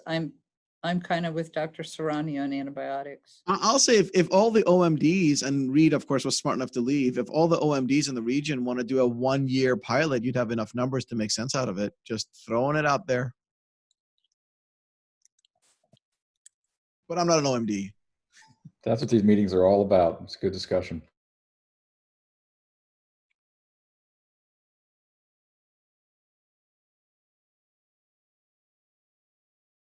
All right, next agency. Loudon. There you go. Hello, everybody. Can you hear me? This is Tracy.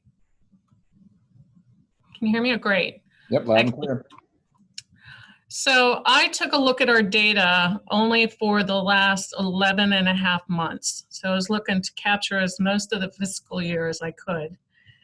And the results returned really came up with 89 incidents based on looking only at the provider's impression, being infectious sepsis.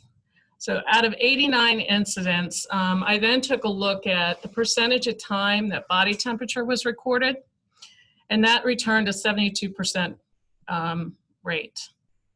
But in many cases where a body temperature wasn't able to be obtained, providers often noted in their narrative that the patient was hot to the touch or very warm. So, and that comprised about 10% of the time. Incidents where no documentation, where temp was recorded, was about 20% of the time. So we have a lot of improvement from a documentation perspective. Out of those 89 incidents where the provider's impression was infectious sepsis and the systolic blood pressure was less than 90 or the MAP less than 65, returned only 13 incidents that met that criteria. The percentage of time where body temperature was actually recorded for these 13 incidents was 85% of the time. And all those temperatures that were recorded were greater than 100.4. And that was with the exception of one, which happened to be, ended up, the patient's outcome was a AAA and was excluded anyways. As an alternate way of looking at the data within our system, I also did a rough report looking at provider's impression where their provider impression was hypotension and their blood pressure and their temperature was greater than 100.4. And that returned no results. Unfortunately, our hospital activation field within our elite system is not reliably used. So that's why I resorted to the primary impression of the provider. And we currently do not use lactates. Any questions for me?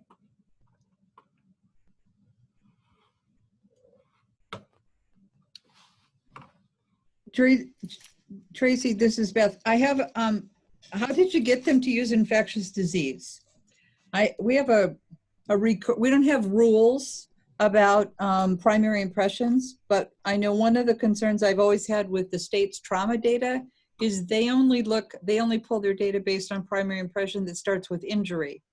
And I've found, just again, anecdotally, reading our reports for a variety of reasons, in lieu of a specific topic study, that oftentimes our primary impression choice is driven by what's the problem that's the biggest thing for us to deal with.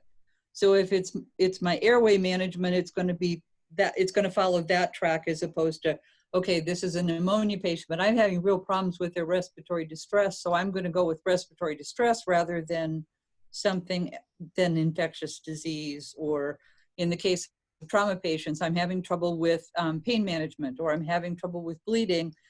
They don't always choose the one that makes it easy for us to pull data from based on the topic du jour. How did you manage that sticky wicket at your shop? So Beth, up until about mid-April, we only had the primary impression, situation primary impression activated. We did not use secondary impression. Do you guys currently use secondary provider impression? And usually a secondary provider impression is the underlying comorbidity that may be precipitating the primary impression, saying fever, and secondary impression would be COVID-19 or infectious sepsis. As far as, so our providers, to try and answer your question most accurately, our providers are not accurately utilizing the secondary impression and only use the primary impression, whereby infectious sepsis is activated for them to select. It's a choice for our guys too. I'm just saying, we haven't said this is how you need to do it. And I haven't found consistency with how they use the secondary impression. Sometimes secondary impression includes my stroke from 10 years ago because I still have a deficit. Mm-hmm. Today, my problem is altered mental status or weakness.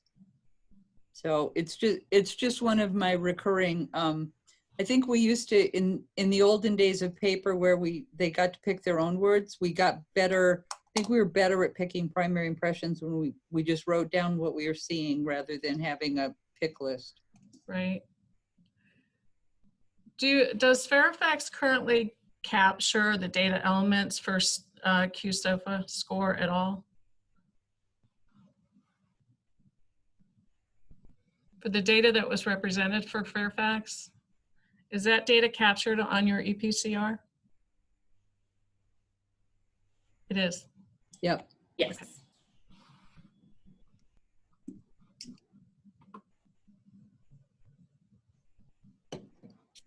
All right. Any other questions? Anything else for Loudon? All right. Thank you. Chris, Emwa? Okay, so I'm actually replaying with some of the reports that I ran just because hearing other folks has led to additional questions. Like I noticed, so when I ran our numbers for 2018, using what was sent out with the systolic of 90 criteria, I only got 5 sepsis patients meeting that criteria. So I looked at primary or secondary cause, impression, whether it was any of the infectious options, like there's infectious sepsis, infectious influenza, infectious other, or fever. And it was interesting because talking about how providers complete those, some of them were choosing the fever as the primary and then infectious as the secondary and vice versa. So I looked at both of them. But I only had 5 in 2018 and 3 in 2019. When I changed the systolic to 100 instead of 90, those numbers shot up to 16 in 2018 and 8 in 2019. And going back to completing those hospital alert drop down, of those 24, only 7 of them, the providers chose that sepsis alert because it's not a required field for them to choose. Did they give a pre-hospital alert or not? So I'm sure our trauma alert, STEMI alerts, all those are probably much underreported if we were to try and use that. So that was it. I did notice when I used just the blood pressure data, I had to weed out a lot of peds who, if you looked at a systolic of under 100, they were, a systolic of 92 in a 3-year-old is a normal blood pressure. So a little bit of data editing I had to go through there. The biggest thing that I just noticed though is I just reran the report with medications given, and shockingly none of ours received any sort of vasopressor assistance whatsoever. And I mean, some of these were folks with systolics recorded in the 60s and 70s, and one of them even in the 50s.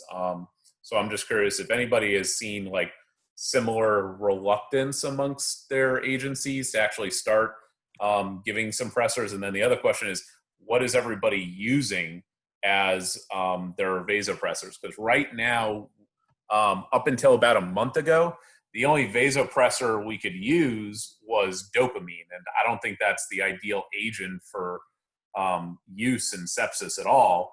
And we just added some language that allows epi. So is anybody else using anything other than dopamine or what? Well, I mean, dopamine is the second line agent per the Society of Critical Care Medicine guidelines. I totally agree with you, Chris. It is not the first, and I see Elizabeth shaking her head. Levophed is the primary choice. However, I would suggest to you between dopamine and epi, dopamine is probably the better choice. Epi increases myocardial O2 consumption dramatically. And so I would espouse not using epinephrine for septic shock. I don't know if it raises the mortality. It probably doesn't. But it's one of those might hurt, probably doesn't help type situations. I'd go with DOPA and then get to the hospital, switch over to Levo. Yeah, that epi just got added as a general non-traumatic hypotension consider because we're already carrying epi, and it's easy to make an epi drip for us, especially for non-sepsis patients. But yeah, I don't know if anybody, unless someone's gonna enlighten me here, who's actually carrying Levo in the field.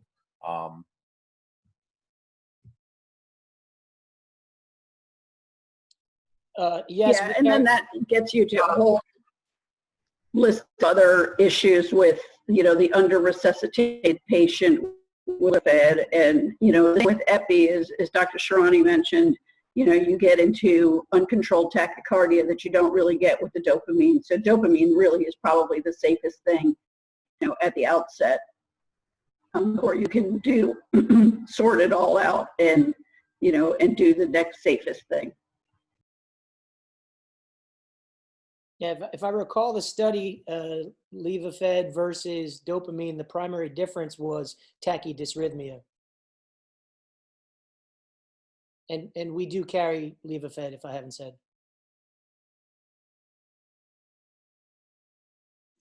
Yeah, but there's more to the epi story than that. You know, epinephrine also causes a rise in the lactate, and some, you know, it probably has something to do with mitochondrial dysfunction. I mean, you know, when I was a fellow, I was taught that epinephrine is the pressure of the Lord. So when you need the Lord's help, thou shalt give epi, calcium, and bicarb, and then you got 5 minutes to think about it. So if you don't need the help of the Lord, you may not want to go for that.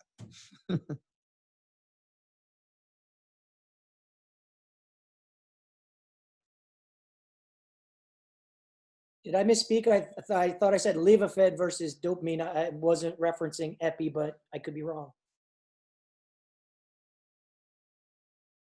Oh, that's just epi in general. Okay. Any other questions, Emwa?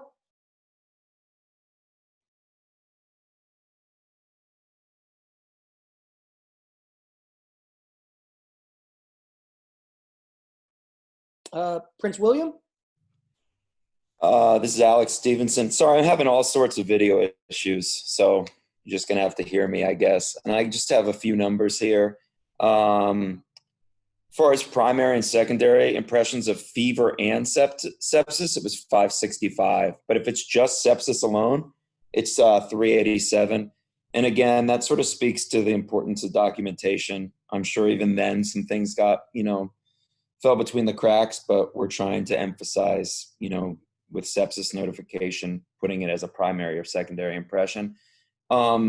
With those cases, for anything with a blood pressure lower than 90 or a MAP lower than 65, it was 30. So those are the numbers that we were able to pull. Again, we're really emphasizing calling for the code sepsis, and I believe we see improvement, at least anecdotally. And that's all I got. Thank you. Any questions for our Prince William colleagues?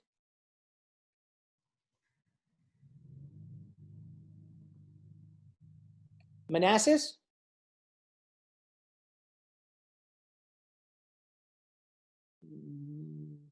Manassas City? Arlington, I think you're back on the line.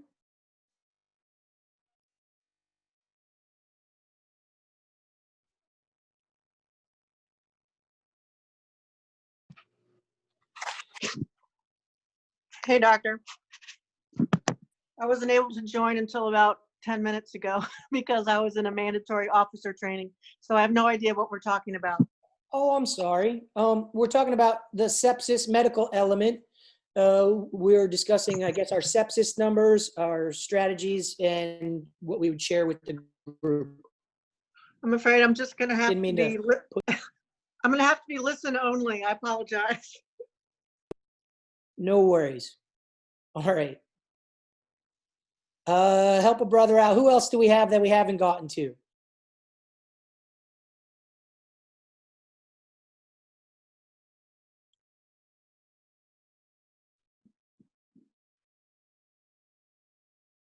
All right. Hearing none. Is there any other discussion around the topic of sepsis? Where do you guys go back to the table and look at and think at and at least chew on again the role, if there's a role of pre-hospital antibiotics in sepsis? Stammer that out. Septic shock, what the cost, what the accuracy of identification, what the incidence of disease is, and do some thought, I guess, around cost benefit and whether or not we can get a trailer to follow our medic unit carrying all the different drugs we're carrying, because I keep getting dinged that there's no room for all the stuff that Dr. Weir wants to put on the medic unit and makes us carry in. So, all right, so we'll close out sepsis. I'm gonna switch screens to look at my agenda. Public education is our systems topic. So we'll go back around the horn. I guess the questions from the email were what public education is being done in each locality, I recognize that in the current context of isolation and no gatherings of people, probably none, but we'll go round the horn.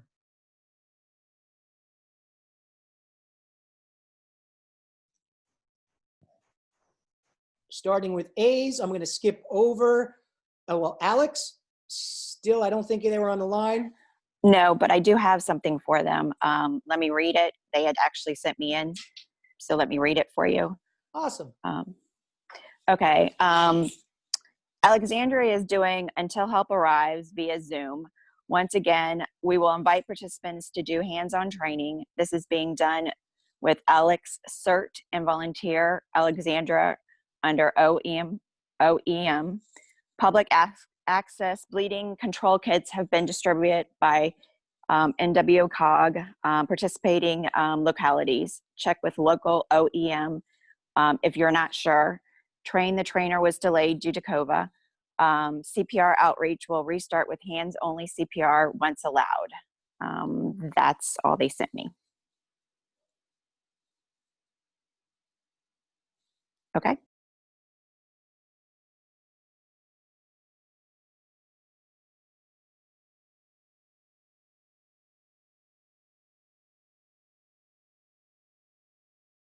Sorry, mute button. Arlington, I know you're observe only. I don't want to put you on spot, but are you guys doing any current public education type stuff you want to share? Yeah, all of our public education initiatives are on hold. The hands-only CPR is on hold. We did get the same shipment of the Stop the Bleed kits that were distributed. Those will be going out into the identified locations, which are obviously not fire stations. It's more schools and things like that. So that's going on. We don't, that I know of, have any Zoom or team meeting initiatives in public education, but Dr. Smith-Norcade is on the line, so I can't really verify either of those things. So I'm afraid that I just don't have very much to add. Thank you for sharing what you do have. I appreciate that. City of Fairfax? County of Fairfax? Most of, we're in this pretty much the same shape. With regard to Stop the Bleed training that has been done, is being done by our CERT teams in conjunction with the Office of Emergency Management folks. We did have one event for citizen CPR, high quality compression only stuff immediately following our one and only resuscitation reunion back in February, and then the world shifted. But all of our public education is largely being done through the community risk reduction team and CERT. So that's that. Awesome. Thank you. What else we got?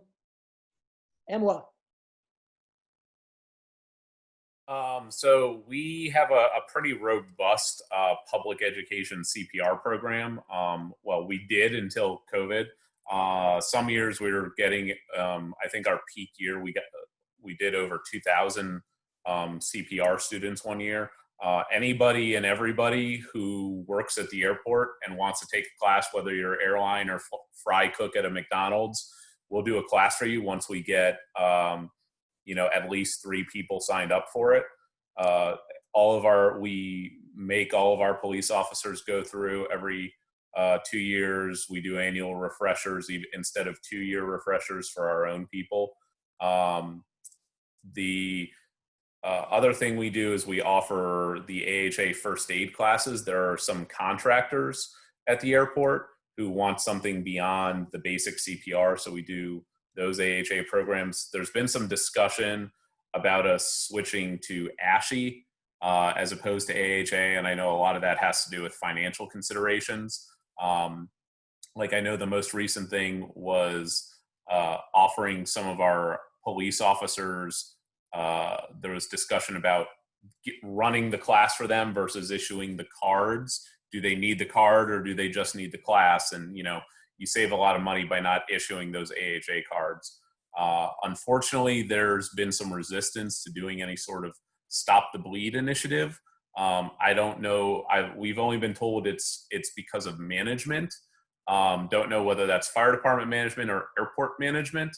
They're not huge fans of the optics of Stop the Bleed, active shooter response kits being located with the AEDs as related to that, the training. Now, what I will tell you is that all of the instructors, we've been incorporating tourniquet training and the basic Stop the Bleed principles when we do the first aid classes, because those are addressed in the AHA first aid courses. So it's kind of been an unofficial initiative that, despite the public health issues associated with Stop the Bleed, we had some resistance to initiating. And, you know, unfortunately, we're a little bit unique. We don't have schools to go through or a lot of other events that other jurisdictions have. But basically, we just try and network and advertise. Anybody who wants a CPR class, we do it. And, you know, we let people know that every 300 feet or so in an airport terminal, there's an AED. And luckily, that's had pretty good luck for us with a lot of the cardiac arrests. So that's us. Hey, can I interrupt for a quick sec, Scott? Yeah, please.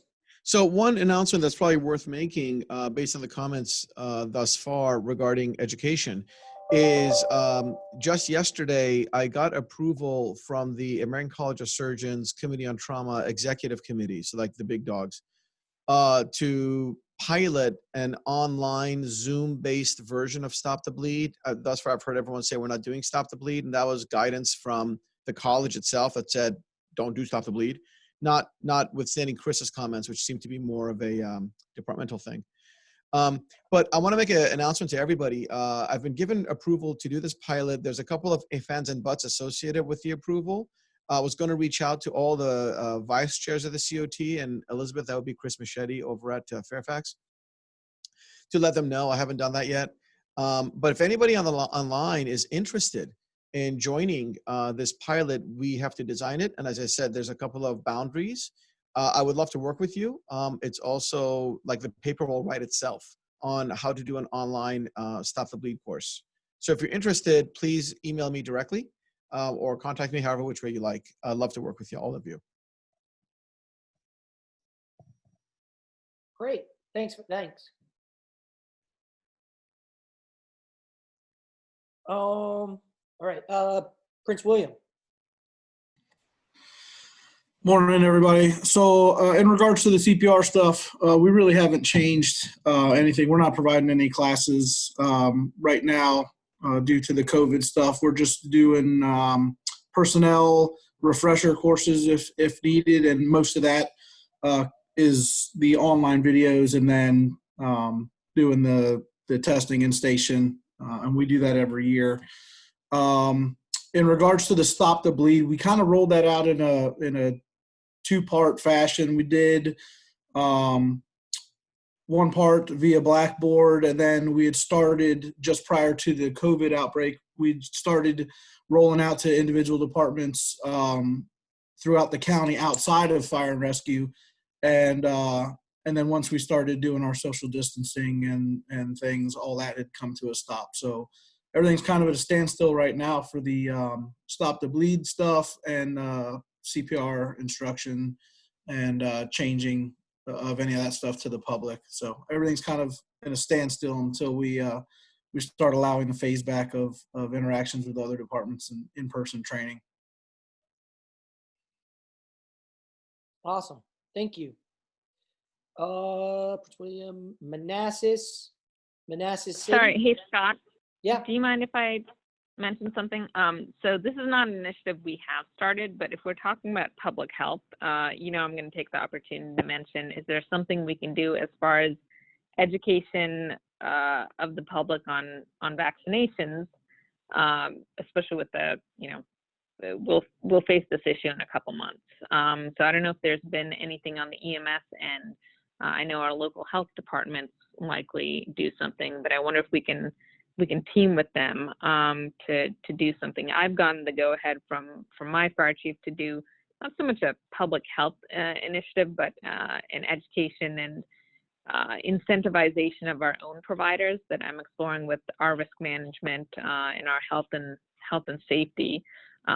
Something just as simple as, obviously de-identified kind of postings of shift so-and-so has reached a, et cetera, percentage vaccination rate versus shift A versus shift B, to create a little bit of a competition, and maybe doing some simple prizes for the shift that gets to a threshold we want first, whether it's pizza parties or, hey, dunk the medical director and dunk tank. I wonder if a number of providers would come out for that, but I'd be willing to do it. So just a thought that as we're talking about public health, is that something that we can also kind of look at doing either individually or regionally, or pairing with our local health departments? Neha, what are you vaccinating for? Oh, I'm sorry, it's influenza. Oh, okay. Maybe one day it'll be corona, but right now influenza.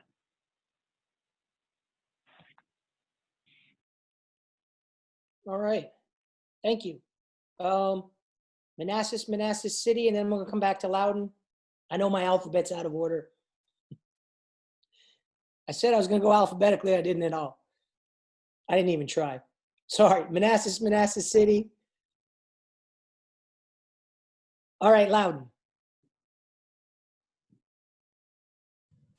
I unfortunately, Doctor, don't have an update in regards to our public education. I believe Chief Kiger had to step away, so my apologies. No worries. All right. Let's see. I didn't hit on any of our interfacility. Is PHI or Air Care on the line? PTS? I didn't mean to neglect you earlier.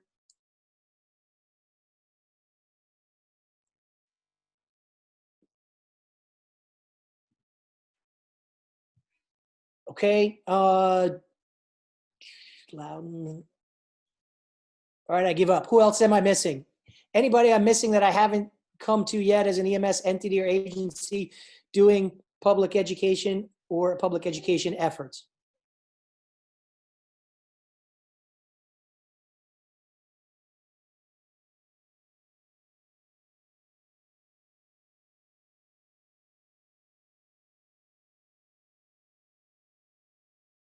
All right, I left a pause. I muted myself.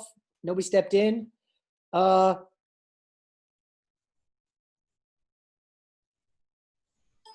Anything else around community education, How about public education? partners, trauma or otherwise, are they doing their normal community educations? No, we didn't stop. Look forward to resuming with appropriate distancing masks, because I know that our outreach is always, even though I think there are a lot of things that are video conferencing, there's really nothing being in person.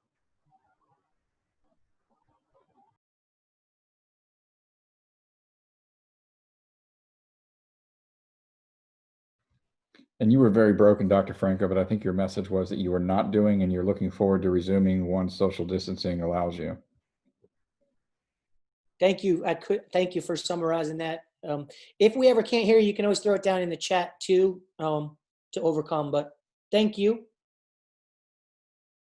All right. So that's sepsis, public education. Is there anything else for our current topics?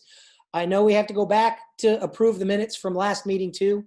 Michelle didn't let me forget that, but I want to leave time for anything else.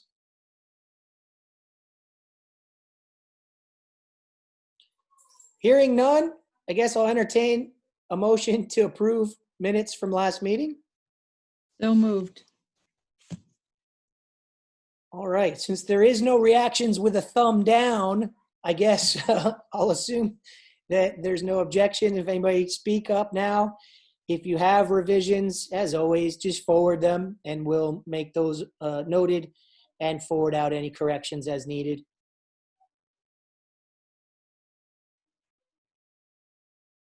All right. Switching screens to June. I think our next meeting is, wait. This is June. I know, I really. September 9th. Thank you for that. I was looking at the email that says June topics. Thank you.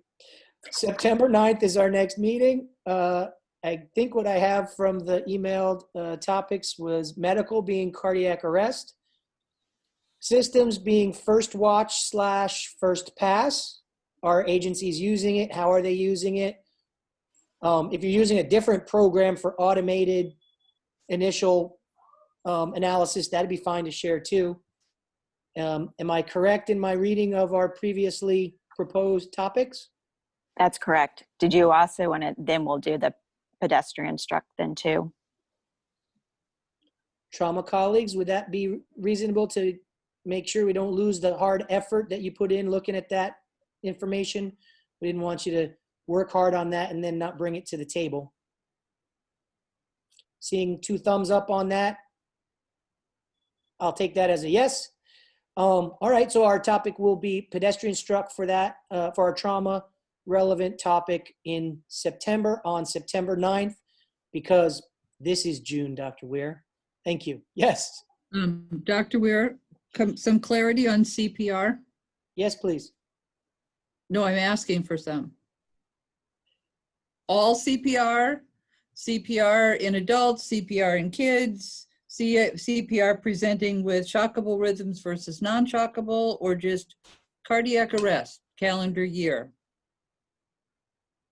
I'm sorry, I'm looking at the email that was sent with the topic and it says cardiac arrest. That's all it says. I'll come back to the council and to the group. It's cardiac arrest. It's your committee. What would you like to look at? I'm pretty sure when we submitted topics, we submitted more details around the topic. Can we pull up what the submitted information was?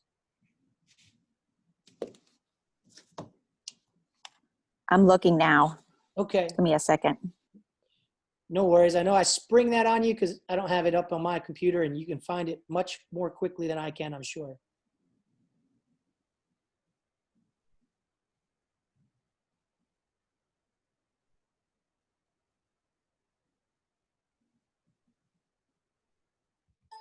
Do you have thoughts on that, Beth? Or are you just looking for a direction? Direction. I am fond of finding rabbit holes, so I just want to know if I should be looking for them or just go for the 30,000 foot view.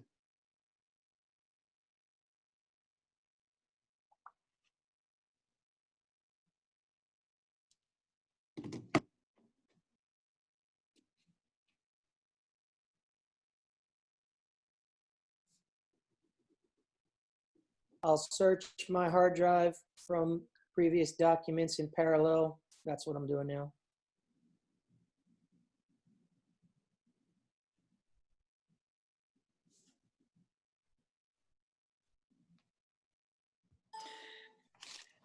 We can clarify that in the minutes or as in the email that accompanies the minutes, if that would be easier rather than tying up people, because I'm sure everybody's got I agree. I agree. teleconference I agree. that they have to go to, and I've got I agree. hammer paging me. So If anybody has any thoughts, I mean, if something just jumped into your head about cardiac arrest that you think is interesting, you want to look at, send it to us. And Okay, thank you. And we'll have that clarified and sent out to the group along, well, before the minutes. I know we have it in document because these are the topics that you as committee members had submitted with what are you specifically seeking to look at, what are the data elements and what are the outcome measures, as well as what is the value added of looking at this topic and how can it benefit us. So I'm sure that was submitted when we surveyed the group. We'll just pull that back out. All right.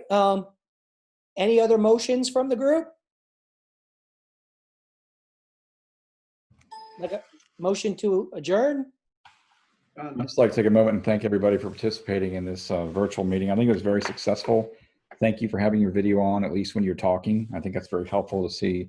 As we know, when you have even one mask on, it's hard to communicate with each other. So when you're looking at blackness, it's difficult to get those signs. So I appreciate that.